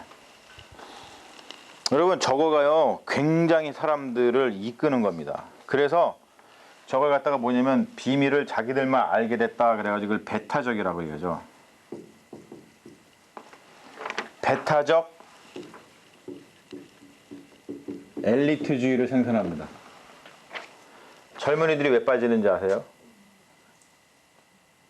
대개 그리고 젊은이들이 거기 빠지는 저기들은요 좀 이렇게 실패하거나 좀 삶에 고뇌가 많거나 뭔가 확실하지 않았던 그런 삶을 살고 있었는데 이걸 보니까 그래 그렇구나 라고 하면서 뭔가 희열을 느끼면서 그러면서 내가 갑자기 사회의 어떤 루저였었는데 갑자기 엘리트가 되는 거예요. 그 경험을 한번 하고 나면요 못 빠져나와요, 여러분. 처음에는 얘기도 안 하고 신천지라는 것도 모르고 공부한다는데요. 그럼요, 그렇게 얘기하죠. 그러니까 이런 게 뭐예요, 이런 요소들이요. 그래서 이렇게 엘리트주의를 생산하는 게 이게 전형적인 영지주의거든요. 영지주의를 이렇게 배격했던 이유가 바로 이거입니다. 예. 그래서 종교인들은요 잘못하다가요 엘리트로 빠질 가능성이 굉장히 여러분 높습니다. 이게 제가 정말 느끼는데요. 제가 이제 버클리의 학교를 가면은 거기에 이제 많은 그 신학교들이 있어요. 그 중에 이제 뭐 제수잇 학교도 있지만 특히 이제 도미니칸 제수잇은 그래도 굉장히 좀 이렇게 좀 험블해요. 사람들이 험블합니다. 근데 도미니칸은요 수사복을 입고 다니거든요. 하얀 수사복을 입고 다니거든요. 그리고서는 얘네들은 굉장히 아리스토텔레스의 철학하고 그리고 이제 토마스 아퀴나스의 그 철학을 바탕으로다가 아주 그냥 이 카톨릭의 그 신학적인 그 파운데이션을 그냥 튼튼하게 하는 사람들이거든요. 여기가 진짜 철학이 강해요. 그래가지고 이 도미니칸 신학교에서 도미니칸 세미너리에서 여는 강의들이 있잖아요. 클래스들이 있잖아요. 그러면 이제 얘네들은 되게 이제 아리스토텔레스, 뭐 토마스 아퀴나스, 뭐 어거스틴 이런 데 하잖아요. 그러면 여기에 수업에 들어가는 게 정말로 왜 이제 힘드냐면 얘네들은 들어가면은 이거를요 라틴어 원어로 봐요. 원어. 그래서 물어봐. 너 라틴어 알아? 했어? 영어도 헤매는데 라틴어 이거 할 수 있냐고. 그러니까 도미니칸 얘네들이 하는 수업은 이게 들어가서 듣는 게 쉽지가 않아요. 예. 근데 여러분 도미니칸 수도사들을 제가 이렇게 좀 학교에서 만나보면요 확실히 그게 있어요. 엘리트주의가 아주 그냥 인사도 안 해. 나처럼 개신교 목사한테는 뭐 눈도 안 줘. 네, 진짜로 그래요. 네. 그래서 이게 엘리트주의로다가 흘릴 수 있거든요. 단순히 사제뿐만이 아니고요. 종교라는 게 그런 위험성이 있는 거예요. 이게 신천지가 그걸 노리는 겁니다. 그리고 근본적인 게 있어요. 자, 보세요. 제가 아까 말씀드렸지만 예수 그리스도를 믿는다고 하는 그 믿음은 여러분 잘 우리가 알아야 돼요. 이거를 우리가 구분하기가 참 쉽지가 않아요, 이게. 근데 정말로 구분되는 게 있어요. 정통, 우리가 그냥 정통이라고 얘기하고 우리가 이단이라고 얘기할 때 이단은요 예수 그리스도를 뭐 하죠? 이용합니다. 그래서 사람들을 끌어모아 가지고 결국에는 사람들을 뭐 하냐면 사람들을 착취해요. 자기를 뭐 하냐면 내어놓지를 않아요. 내어놓는 척하지만 결국에는 착취를 합니다. 그런데 정통은 뭐냐면은 뭐해요? 이용하는 게 아니라 제가 말씀드렸듯이 순복을 하죠. 그래서 착취를 하는 것이 아니라 나를 어떻게 해줘요? 내어줍니다. 여러분 이게 정말 달라요. 이게 아무것도 아닌 것 같죠? 이게 아무것도 아닌 것 같죠? 근데 정말 그렇지 않습니다. 보세요. 이제 뭐 어저께 우리가 뭐 저기 밥 먹어서 얘기 좀 했지만 그 신천지가 금방 와해가 되는 이유가 뭐냐면 자기들이 착취를 하다가 이게 조직이 와해되고 그러면은 어떤 이익이 발생하지 않잖아요. 네? 그러면 사람이 흩어지게 되죠. 여기는 왜냐하면 목적이 결국은 이거기 때문에 감추고 있을 뿐이지. 이게. 근데 우리는 그러냐고. 정말로 정통은 뭐냐? 정통이 뭐냐? 나를 내어주는 거예요. 나 자신을 하나님께 올림 제사로다가 드리는 거예요. 그러니까 여러분 보세요. 우리가 그냥 정통이니 이단이니 구분하는 것도 진짜 다른 뭐 신학적인 뭐 이런 것도 있지만 진짜로 우리 삶 가운데서 내가 진짜 신실한 그리스도인이냐 아니면 내가 이단일 수 있느냐는 내 삶 속에서 정말로 하나님 말씀에 순복한다는 게 이게 잘못하면은 뭐냐면 엉뚱하게 쓰여져. 여기서도 뭐 해요?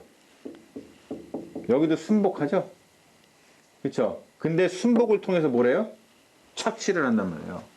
근데 여기는 정통은 순복을 통해서 뭐예요? 내어준단 말이에요. 이게 너무너무 다른 거예요.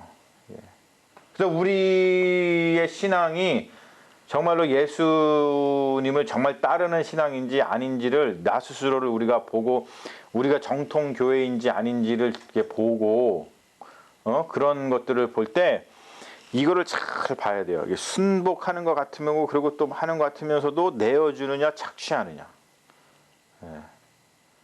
이익이 없으면은 절대로 건들지 않습니다. 보세요. 이게 얘네들 그 신천지 같은 경우는요. 사람을 갖다 포섭을 하잖아요. 전도 대상자로 할 때 절대로 병이 들거나 가난한 사람들은 안 합니다. 왜요? 나올 게 없으니까. 적어도 와가지고 성경 공부하는데 돈이 들잖아요. 그거를 감당할 수 있는 정도의 재정이 있는 사람들, 그거를 소화할 수 있는, 그래서 뭔가 써먹을 수 있는 어떤 건강이 있는 사람들, 이런 사람들만 얘네들이 포섭하는 거예요. 이게. 그래서 이게 뭐냐면 젊은이들이 그래서 많아요. 그리고 마음이 공고한 사람들. 그래서 여러분 보세요. 제가 아까 말씀드렸잖아요. 나라고 하는 것이 영혼, 그 다음에 마인드, 마음, 그리고 몸, 그렇죠? 이 사람들이 노리는 사람이 누굴까요? 이거나 이런 거가 굉장히 지금 힘들고 약해 있는 사람들을 노려요. 그래서 우리가 믿음을 갖는다는 것은요, 너무 우리가 믿음을 갖는다는 것은 되게 추상적으로 생각해요. 우리 기독교인들도.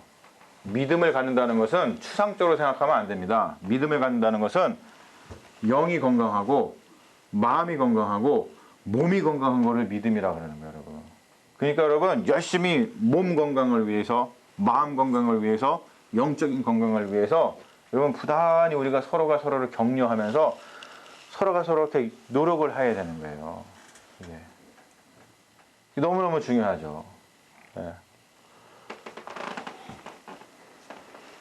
근데 목사님 실제로 그 이단뿐만 아니라 네. 우리 정통 기독교도 들어올 때 보면은 영과 마음과 몸이 약한 사람들이 예수님을 믿으러 오지 사실은 전도한다고 볼 때 저도 뭐 그랬지만 되게 자기 자신이 뭐 부유하고 뭐 이렇게 아쉬울 게 없는 사람들은 아무리 전도해도 잘 안 들어오잖아요. 정통 기독교. 근데 좀 힘들면은 그때 이제 뭔가 의지할 것을 찾아서 이제 오는 거는 사실은 똑같은 거잖아요. 타겟을 어떻게 하느냐. 아니 그 물론 그렇죠. 지금 예. 타겟을 이야기하는. 이건 뭐냐면 그렇다고 해가지고 여러분 보세요. 이게 되게 지금 중요한, 정윤주 선생님이 중요한 얘기를 했어요. 신천지 이단은요 뭘 하냐면 그런 사람들을 타겟한단 말이야. 근데 우리들은요, 그런 사람들을 타겟하면 안 돼요. 타겟이라고 얘기를 하지 않죠. 뭐라고 얘기해요? 전도 대상자죠. 아니죠. 우리가 기도를 그래서 왜 하는 거예요? 왜 기도를 합니까? 이 사람들은 타겟을 하지만 우리 정통 기독교는 하나님이 보내주시는 거예요, 우리에게. 기도함으로. 네? 이거가 미묘한 차이 같지만 굉장히 다른 거예요. 네. 우리는 우는 사자가 아니잖아. 베드로 전서에 나오는 우는 사자가 니네 막 찾아다니면서 그냥 물어 죽이려고 하니까 조심해라 그러잖아요. 우리가 우는 사자처럼 가가지고 쟤 좀 인생이 힘들고 어려운 것 같아. 우리가 가가지고 전도해가지고 우리 교회 교인이 삼게 하자. 여러분 이래요? 그렇게 안 하죠? 제가 여러분들 그렇게 가르쳐요? 제가 여러분들한테 전도하라고 하실 때, 전도만 하라고 할 때, 그런 사람들 해야 됩니다. 그래서 타겟팅을 잘 해가지고 전도해오세요. 이래요? 네. 안 하죠. 그렇게 할 수 없어요. 기도하는 거예요, 우리는. 기도하고 기도하다 보면 하나님이 긍휼한 마음을 주셔요. 그러면 그 사람하고 같이 사귐을 가지면서 건전한 사귐 속에서 예수를 소개하는 거예요, 우리가. 이게 미묘한 차이 같은데요, 굉장히 큰 차이거든요. 이걸 조심해야 됩니다, 우리가 지금. 굉장히. 그래서 그러한 것들에 이제 좀 보면은 이 최정원 교수님이 쓰신 이제 글도 보면은 이제 그런 거예요. 어떤 욕망. 사람들은요, 더 우월한 깨달음의 경지, 그리고 내가 선택받았다라고 하는 그런 욕망, 그런 것들이 추동이 돼가지고 이런 이단에 빠진다는 것이죠. 그래서 그 구원파, 박옥수 목사의 구원파 같은 경우도 한마디로 표현해가지고 거기가 왜 잘못이 되냐면 구원에 대한 과도한 욕망에 사로잡혀 있기 때문에 그렇습니다.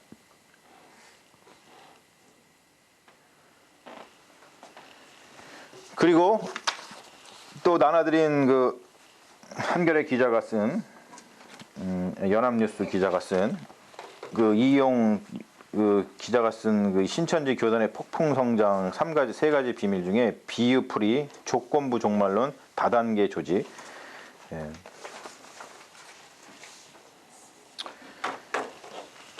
이거에 사람들이 빠진다는 거예요.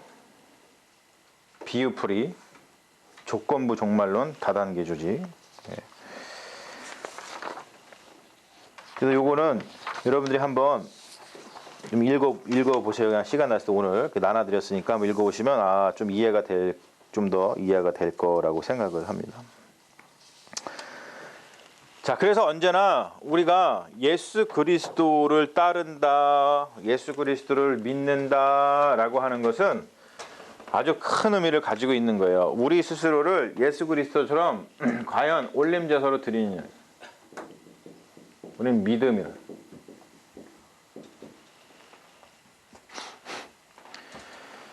하나님이 보여주신 예수 그리스도를 통해서 우리에게 보여주신 그 외에 다른 감춰져 있는 게 없어요. 자, 터툴리안의 문서를 제가 지난주에 봤거든요. 터툴리안의 문서를 보면은 무슨 얘기를 하냐면 이런 얘기를 해요. Seek. 그럼 뭐 할 것이다? Find 할 것이다 그러잖아요. 그렇죠? 찾아라. 하나님의 뜻, 하나님의 말씀, 하나님의 계시를 찾아라. 그러면은 뭐 할 것이다? 찾을 것이다라고 얘기하는 거야. 그래서 우리가 그 드라크마 이런 거 있잖아요. 그거의 비유. 어떤 여인이 잃어버렸어 그거를. 그래가지고 어때요? 막 찾죠. 찾았는데 찾았어. 그러면은 그 찾은 여인이 어떻게 해요? 더 이상 안 찾고 찾게 되면 뭐 하냐면 믿는다는 거예요. That's it. 우리 기독교 신앙은 이거라고 얘기를 해요. 터툴리안이. 근데 영지주의, 즉 이단, 영지주의는 뭐냐면 찾아. 뭔가를 구해. 근데 찾았거든요. 근데 믿질 않고 뭐 하냐면 뭘 더 찾아. 그리고 뭐냐면 지금 이 신천지에서 얘기하는 게 뭐냐면 뭔가 자기들이 우리가 이제 하나님이 보여주신 것 외에 말씀으로 우리가 보여주신 거 예수 그리스도를 통해서 우리에게 계시하시고 증거하신 것 외에 뭔가 더 있는 양 이야기하면서 그거를 자기들이 알고 있는데 너네들한테 가르쳐주고 너네들이 이거를 알고 나면은 쟤네들하고는 질적으로 다른 구원을 얻는다고 얘기를 하는 거예요. 그러니까 궁극적으로다가 믿음이라는 것은 하나님의 말씀을 구하고 그걸 찾았으면 그냥 믿는 거예요. 믿었으면 뭐 하는 거예요? 순종하면 된다고. 그쵸? 겟세마네 동산에서 예수님이 보여주셨잖아요. 겟세마네 동산에서 예수님이 뭐 하셨어요? Seek. 하나님의 뜻을 간구했어요. 아버지, 이 잔을 내게서 옮겨주시옵소서. 그러나 나의 원대로 마옵시고 아버지의 원대로 하옵소서. 자, 이런 기도를 마치고 났을 때 제자들이 막 다 자고 있었잖아요. 그러다가 기도를 마치고 그게 이제 3번 그렇게 했잖아요. 거기서 이제 1번, 2번, 3번 해가지고 3시간 기도하셨어요. 예수님이 3시간. 그래갖고 제가 이거를 맨날 가지고서 기도에 대한 강의할 때 진짜 우리가 중요한 문제를 가지고서 기도할 때는 앨리스트 3시간은 기도해야 돼. 예수님도 죽음을 앞두고 한 번 기도 1시간 기도하다가 제자들한테 갔다 오시고 한 번 기도하시고 제자들에게 갔다 오시고 그리고 가갖고 제자들하고 이제 뭐가 왔다? 나를 하는 자들이 왔다 그래서 때가 왔다라고 하면서 십자가로 가시잖아요. 그 말은 뭐냐면 seek 그러다가 결국에는 3시간 이후에 뭐 기도를 통해서 find 했더니 예수님이 뭐 했어요? 아이 하나님 뭐 더 있는 거 아니에요? 이게 아니었죠? 어떻게 했어요? 믿었죠 하나님의 말씀을. 그러니까 어떻게 순종하죠? 어디로 가요? 십자가로 가잖아요. 이게 신앙의 원리인데 이단들의 신앙의 원리는 아니라는 거예요. seek, find에서 믿어야 되는데 뭔가 더 있느냐. 우리들도 그렇지 않습니까? 뭔가 더 있느냐. 순종하지 못하고. 예. 그러니까 이게 이단과 뭐 정통은 우리가 참 구분할 수 없는 뭐 이제 그런 요소들이 있지만 이렇게 확연하게 드러나는 어떤 이런 신천지 이단 같은 경우는 너무나 확연한데도 걔네들이 가지고 있는 그 어떠한 그 인간의 심리적인 메커니즘을 이용해 가지고 그 사람들을 이렇게 착취하는 그 구조 그거는 뭐 이루 말 못하죠. 예. 예. 거의 완전히 뭐 그냥 그 아주 그냥 욕심쟁이 영감이에요. 그냥 네 것도 내 거, 이것도 내 거, 저것도 내 거, 다 내 거야. 예. 그렇게 되죠. 자, 그래서 그 3쪽에 이 밑줄 긋고 굵은 글씨로 한 걸 제가 보면은 예수의 삶과 죽음과 부활 승천, 예수의 사건이죠. 이것은 이스라엘 민족 앞에 상징적인 형태로 제시된 올림제사 제의를 역사적으로 구현하는 사건이다. 되게 멋진 말인 거예요. 실제로 이루어진 거야. 그 성막은 뭐라 그랬어요? 제가 눈을 얘기했죠. 성막은 어느 면에서는 상상력이야. 그렇죠? 예. 신의 산을 옮겨놓은 상상력입니다. 에덴 동산으로 돌아가는 것에 대한 상상력이었어요. 예, 상상력이었어요. 그런데 예수에게서 벌어진 십자가의 그 올림 제사는 뭐라고 표현해요? 역사적 구현이다. 진짜다. 사실이다. 뭐 이거라도 말의 표현이 안 돼.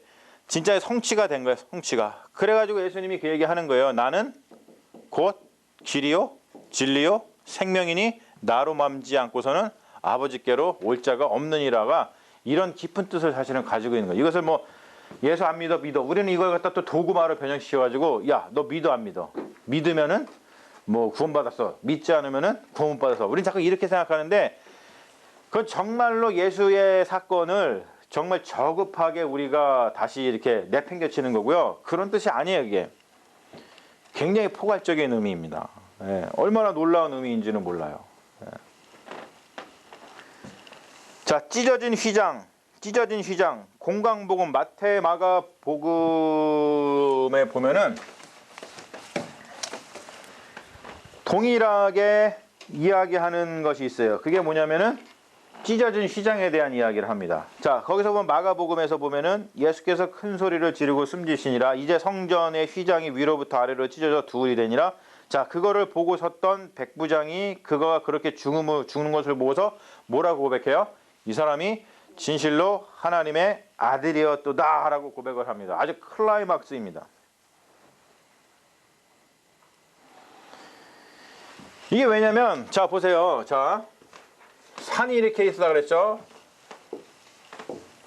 산이 이렇게 있었을 때에, 여러분 아시지만, 우리가 알지만, 여기에 모세가 올라갔을 때, 여기에 뭐가 덮었어요? 구름이 덮었어요, 구름. 그렇죠? 구름이 덮었어요. 예? 그리고,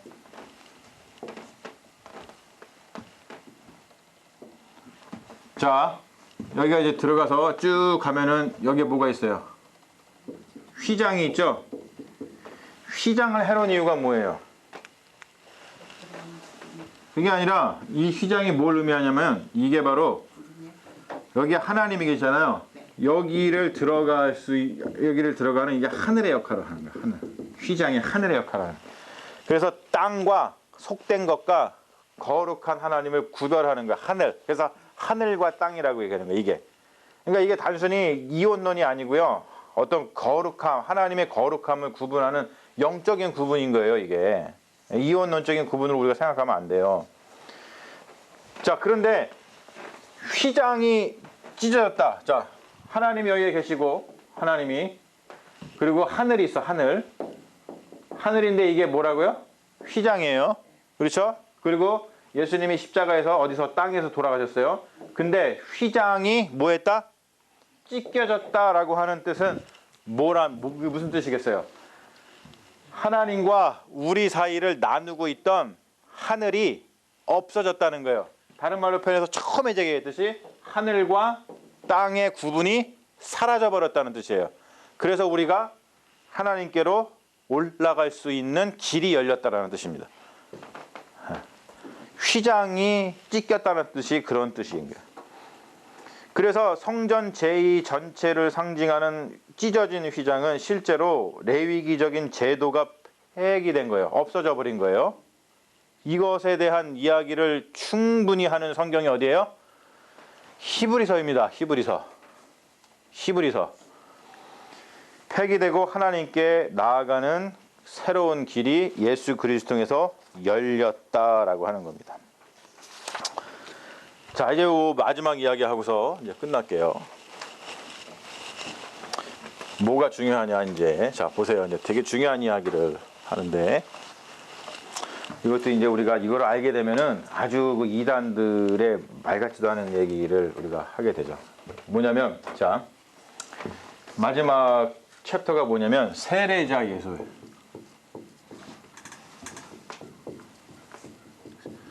자, 우리는 대개 세례자 그러면 누구를 얘기해요? 세례자, 바프티스트. 그러면 누구예요? 존 얘기를 하죠. 요한. 그렇죠? 요한. 근데 지금 요한이 세례자가 아니고 누가 세례자라고 지금 얘기해요? 예수가 세례자라고 얘기를 하거든. 이게 무슨 말이냐? 성경에 보면은 요한이 뭐 이 복음서에 다 똑같이 나오는데요. 보면은 요한이 하는 말이 있어요. 나는 뭘로 세례를 준다 그래요? 나는 물로 세례를 준다 그래요. 그런데 내 뒤에 오시는 분이 있는데 이 세 분은 내가 감당을 못하는 분이야. 근데 이분은 뭘로다가 세례를 줘요?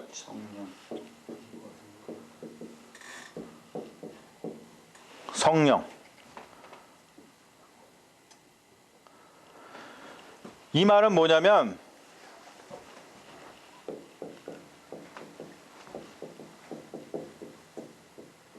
성령의 수여자라는 뜻이에요. 성령을 누가 주시냐는 거예요. 성령을 누가 주세요? 성령은 예수가 주는 거예요. 예수가. 이거를 잃어버리면 안 돼요.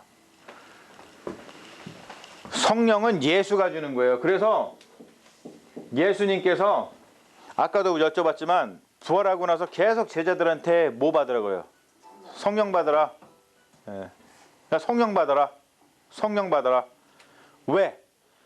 성령을 못 받으면 누구를 모르니까. 예수를 뭐. 자, 굉장히 중요한 건데요. 예수는 성령을 주고 성령은 누구를 줘요? 예수를 주는 거야. 이게 삼위일체의 역사예요. 누가복음 23장, 24장인가? 23장에 가면은 엠마오로 가는 두 제자가 있어요. 그렇죠? 엠마오로 가고 있는데 부활한 예수님하고 같이 갔는데 부활한 예수님을 알아봐요? 못 알아봐요? 못 알아봐. 왜 못 알아봐요? 성령을 못 받아서 그런 거야. 성령을. 근데 나중에 이렇게 같이 있다가 뭘 풀어주시고 그러면서 이게 우리가 눈이 열렸다 그럴 때 뭐 그게 예수가 아니더냐 했을 때 그 모멘트가 뭐냐면 그들이 성령을 받은 모멘트인가 그게. 예. 보세요.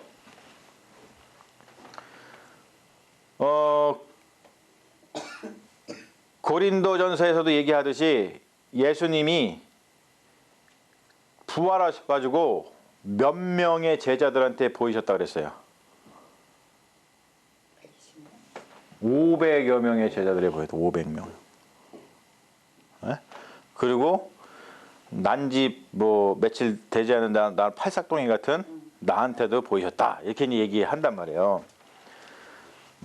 예수님이 부활하시고 나서 그러면 모든 사람이 봤어야지. 그렇죠? 부활했는데 몸의 부활인데 근데 그들이 예수를 보지 못하고 500여 제자만 예수를 부활한 예수를 본 이유가 뭐예요? 바로 그거예요. 이 사람들은 성령을 받았기 때문에 그런 거야. 그 예수를 보게 돼. 예수는 성령을 주고 성령은 예수를 줍니다. 이게 너무나 중요한 말이에요. 그래야지만 예수와 함께 우리가 어디로 간다고요? 하나님 품으로 가는 거예요. 자, 그래서 여러분 보세요. 우리가 해야 될 일이 여기서 이제 나오는 거예요. 많은 이들이 참 웃기죠. 신천지에서 자기들이 뭘 준다고 얘기를 해요. 자기들이 구원을 준다고 얘기해요. 구원을. 이건 너무너무 잘못된 거야. 논리적으로 기독교의 논리적으로 맞질 않아. 이게 우리가 정말로 해야 될 일은 뭐냐면 구원을 가져다 주는 게 아니라 우리가 해야 될 일은 뭐예요? 한 사람한테 예수를 전해주는. 그렇죠? 예수를 전하면 돼요. 우리가 무슨 구원을 베풀 수 있어. 그거는 월권행위야. 자기가 하나님인가? 여러분 거기서부터 교만이 시작되는 거예요. 내가 뭔가 구원을 베풀 수 있느냐. 여러분 그러지 마세요. 무엇이든지 어떤 것이든지 내가 구원을 베풀 수 없어요. 구원은 오직 하나님에게로만 옵니다. 근데 보세요. 우리는 뭘 할 수 있냐면 예수를 소개시켜 줄 수 있어요. 예수를. 그러면 예수를 우리가 어떠한 사람한테 전해주면 예수가 누구를 줘? 예수가 성령을 주는 거야. 그러면 이 성령이 누구를 줘요? 예수를 줘요.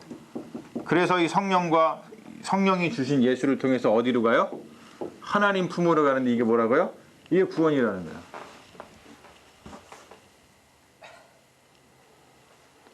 그러니까 뭐 우리 지난주에도 우리 권사님이 대답 잘 해주셨었지만 우리가 뭐 그 기독교에서 부흥회 같은 거 할 때 그동안 부흥 강사들이 막 무슨 얘기해요? 막 성령 받아라. 성령 받아라. 이거가요. 그러면 사람들은 확 부흥해서 성령 받아라 그러니까 또 성령을 막 받아가지고 어떻게 해야 돼? 막 쓰러져. 그런 거를 못하는 사람은 성령이 없어. 그렇게 막 오해한단 말이야. 여러분 그것만큼 교만이 없는 거죠. 성령은 부흥 강사가 주는 게 아니라 누가 준다고요? 예수만 준다고. 그러면 부흥회를 통해서 부흥 강사는 뭐만 하면 돼? 예수만 전하면 되는 거예요. 예수만. 어디 여러분 부흥 집회 가가지고 막 성령을 갖다가 주는 사람 만나봐서 성령 받았다 그러지 마세요. 예? 가서 예수를 받고 와야지, 예수를. 그러면 예수님이 성령을 주신다고. 그럼 그 성령이 예수를 여러분한테 충만히 주신단 말이에요. 그걸로 대충이. 제가 그 훌륭하신 부흥 강사님을 디스하는 게 아니고요. 다 훌륭하시죠. 근데 우리가 이러한 것들을 사실은 잘 모르고 그렇잖아요. 모르고 하는 경우가 많이 있어요. 모르고, 멋모르고, 멋모르고.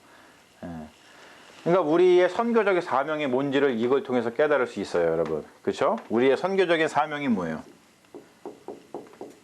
우리 기독교인들의 크리스찬들의 선교적 사명이 뭐예요?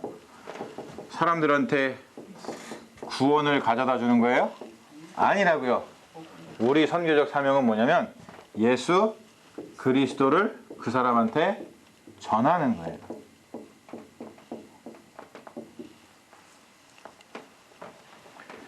어떻게 보면 굉장히 우리의 짐이 가볍죠. 근데 또 어떻게 보면 이게 참 쉽지 않은 문제, 그렇죠?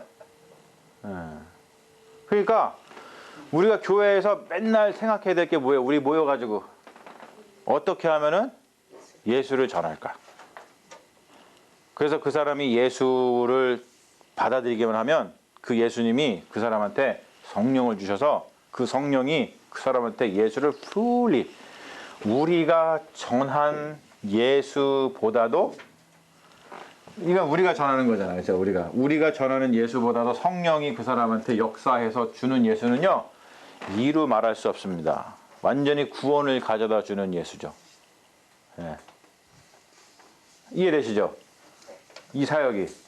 예.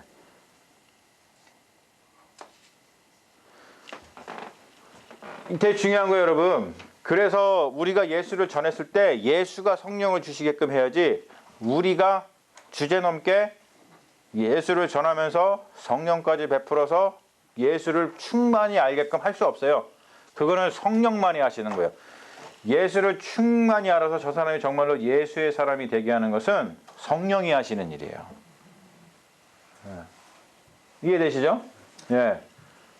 그러니까 여러분들도 한번 여러분들의 그 신앙의 여정을 한번 보세요. 누군가에 이끌어서 예수를 소개받았는데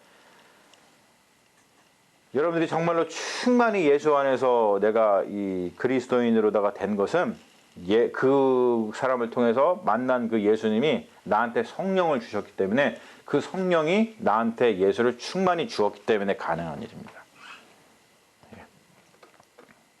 이 원리가 되게 중요하다는 거예요.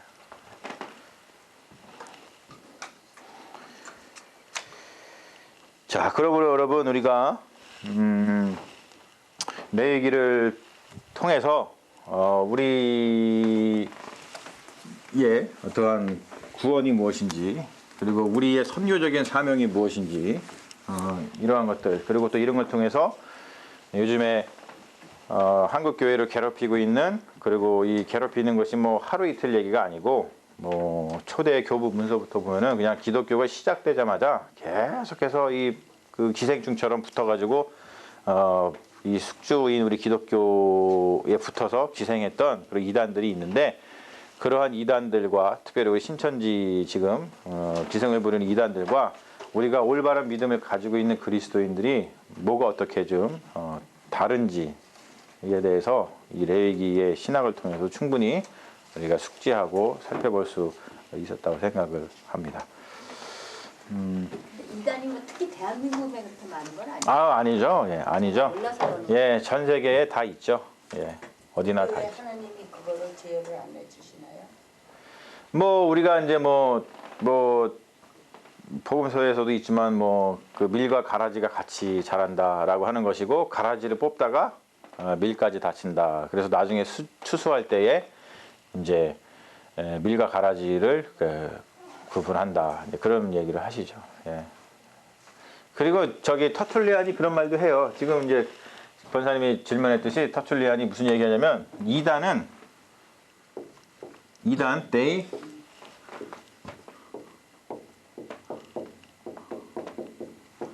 영어로 이렇게 표현했어요. They must exist. 이렇게 할 수밖에 없대요. 왜냐하면 이단을 통해서 어떤 일이 벌어지냐면 우리의 faith가 뭔지를 확증해 줄 수 있다. 불편하면서도 유익도 있다. 그렇죠. 예, 그러니까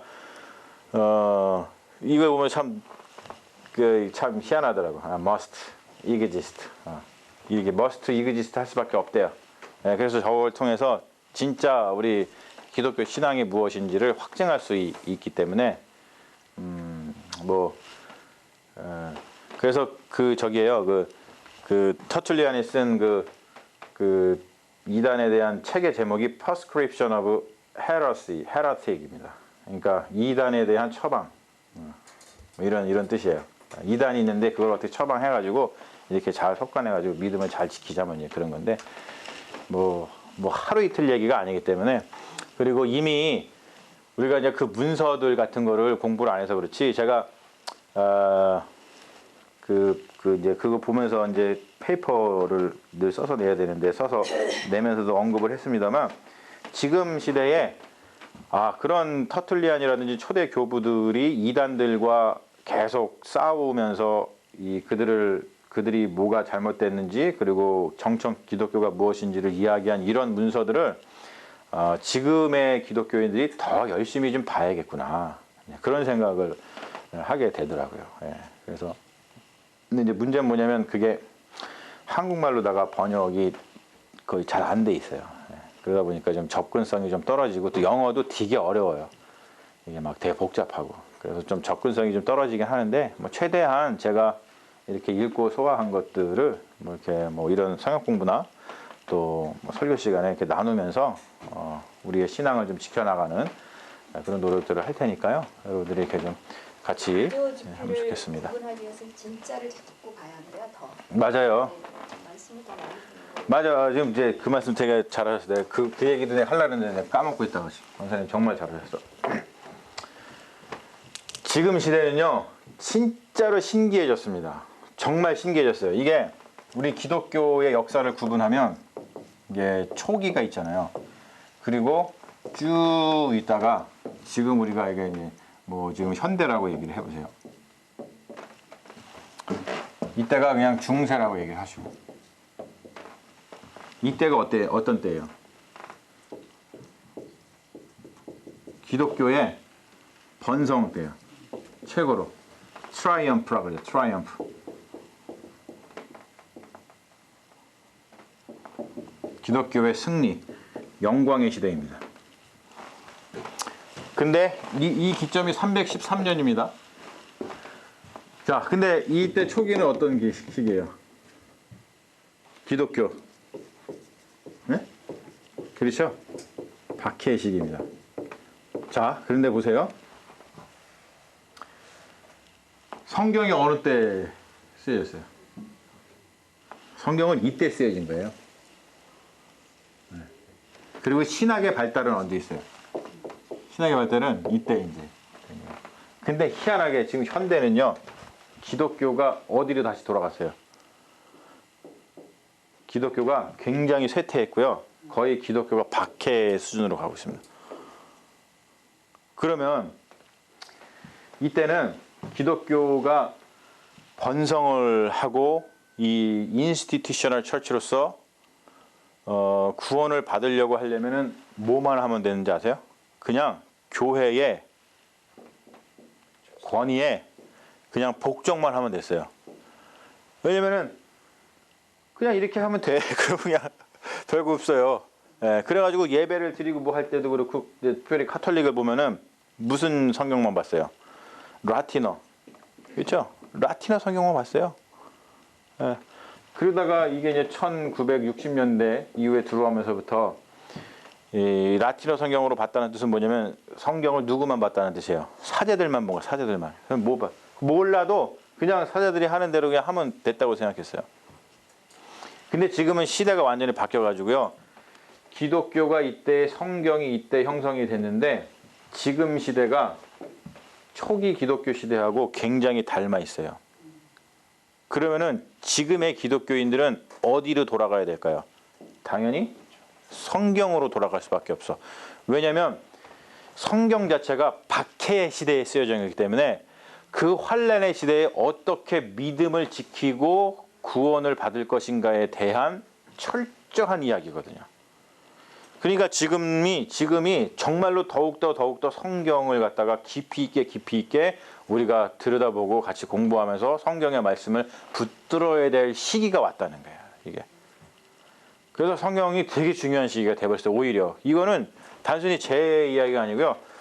모든 학자들이 뭐 저보다 내공이 높으신 그런 학자들이 다 이구동성으로 하시는 말씀입니다. 근데 정말 그렇잖아요. 그렇죠? 여러분들이 그냥 상식적으로 생각해도 그렇죠.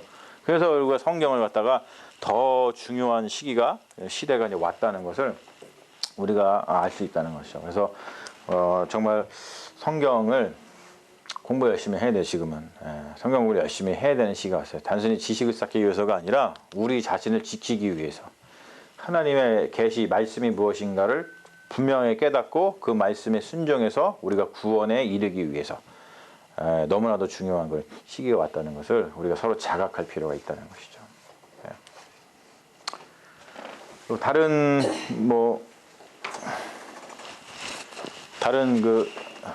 질문이나 뭐 있으신가요? 이단을 쳐부수는 무슨 집단을 창조하면 안 될까요? 그거는 위험합니다. 그렇기 때문에 이제 마녀 사냥으로 들어가서 이제 갑자기 기독교가 폭력 집단이 되죠. 그것은 옳지 않습니다. 그냥 기도하면서 참고 인내하고, 그러니까 쉽게 얘기해서 그게 신앙의 바이러스 같은 거거든요. 그러면은 바이러스로부터 지키는 가장 중요한 게 뭐죠? 면역력을 키우는 거죠. 면역력. 예, 면역력. 단순히 백신이 아니라. 예. 근데 너무 선량한 사람들이 너무 피해를 많이 보니까. 그렇죠. 그러니까 우리가 사실은 더 깨어서, 우리 기존의 정통 기독교인들이 더 깨어서 좀 더 열심을 낼 필요가 있는 거예요. 그러니까 우리의 책임을 좀 더 생각하는 게 좋죠.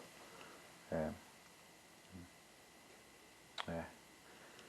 그리고 그들도 하나님께서 긍휼히 여겨주시기를 우리가 하나님께 그 자비를 간구하는 수밖에 없어요. 예. 예. 자칫 잘못하면은 마녀 사냥으로 가니까 아주 쉬운 문제는 아닙니다. 예. 마녀 사냥이라기보다는 안타까운 게, 저는 이단으로 안 들어가고 정통 기독교로 온 거에 대해서 상당히 감사해야 하는데, 그러니까 그 힘들고 약한 사람들이 이단의 그 전도에 넘어가서 사실 그걸로 가버리는 거잖아요. 그래서 굉장히 이번에 그런 사태를 보고 저는 되게 즐거워했는데, 한편으로 지금 성경 공부장에서 돌아보니까 그 사람들이 되게 안타깝죠. 예. 그 사람들 우리가 더 다가가서 이렇게 좀 보살펴줬어야 되는데 사실은 우리의 책임인 거죠. 그러니까 우리가 회개해. 우리만 구원받은 거에 대해서 좀 기뻐하는 그런 성향이 많이 있는 것 같아요. 기독교인들 사실. 그렇죠. 이제 그게 뭐냐면은 여기 제가 나눠드린 핸드아웃에도 거기서도 이제 지적을 합니다만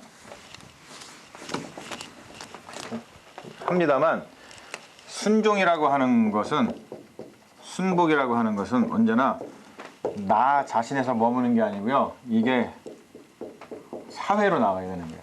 그러니까 사회라는 말을 쓰면 이웃에게로 나가야 되는 거예요. 나에게 머물 수가 없어요. 이웃에게도 가야 되는 거예요. 예, 근데 우리가 자꾸 여기에서만 멈추죠. 그러니까 여기까지만 멈추면, 최종원 교수가 거기서 그래서 설명합니다만, 여기서 멈추고 말면 이단과 정통이 구분이 안 된다는 거예요. 예. 그래서 사회적 책임이 중요하다는 거예요. 우리 기독교인들의. 이거를 너무 그동안 잘못했다는 거죠. 그래서 이거를 여기 이제 옥순일 교수님이 얘기하는 거 뭐냐면, 대형교회가 전형적으로 이러한 잘못을 저질러서 대형교회가 이러한 이단의 숙주다라고 아예 그냥 뭐 대놓고 얘기를 하시죠. 예. 그러니까 우리가 굉장히 조심해야 되는 거예요. 그래서 자꾸 우리가 사회적인, 그러니까 우리의 이거를 사회라는 말을 쓰면은 굉장히 또 사람들이 소셜리즘 이런 거 생각한단 말이에요. 뭐 무슨 공산당인 것처럼. 이게 아주 좀 잘못된 이념적인 생각이 있는데, 그 말이 아니라 이웃. 예. 사회라는 게 딴 말이 아니에요. 이웃에게. 내 거를 이웃에게 뭐 한다고 아까 말씀드렸죠. 내어줘야 된다고. 내어줌이 반드시 있어야 돼요. 내어줌이. 예. 거기까지 안 가면 착취로 끝나는 거야. 나 자신을 끝나는 이단하고 다를 게 없다는 것이에요. 예. 자, 여기까지만 하면 되겠죠? 네, 오늘 감사합니다. 예, 우리 기도하고 마치겠습니다. 하나님 감사합니다. 지난 6주간 동안 저희를 지켜주시고 저희들이 또 이렇게 사순절 기간 속에 이 레위기 마지막 시간을 갖고서 마칠 수 있도록 인도하시니 감사합니다. 특별히 지금 전 세계가 바이러스 때문에 힘들고 또 특별히 한국은 또 신천지 이단 때문에 힘든 그런 시절을 보내고 있는데 이렇게 우리가 성경을 공부함으로 인해서 우리의 신앙의 면역력을 좀 더욱더 높일 수 있도록 인도하시고 무엇이 하나님의 뜻인지를 하나님의 말씀을 통해서 밝히 깨달아서 우리의 믿음을 통해 하나님의 말씀에 더욱더 순복할 수 있는 믿음의 자녀들로 한 번 더 도약할 수 있는 귀한 기회가 된 줄로 믿사오니 하나님 이러한 신앙의 여정이 멈추지 말게 하시고 하나님께서 우리를 영원한 생명으로 들이시는 바로 그날까지 우리가 두렵고 떨리는 마음으로 우리의 구원을 이루어가는 믿음의 자녀들 될 수 있도록 인도해 주시옵소서. 감사드리며 예수님의 이름으로 기도합니다. 아멘.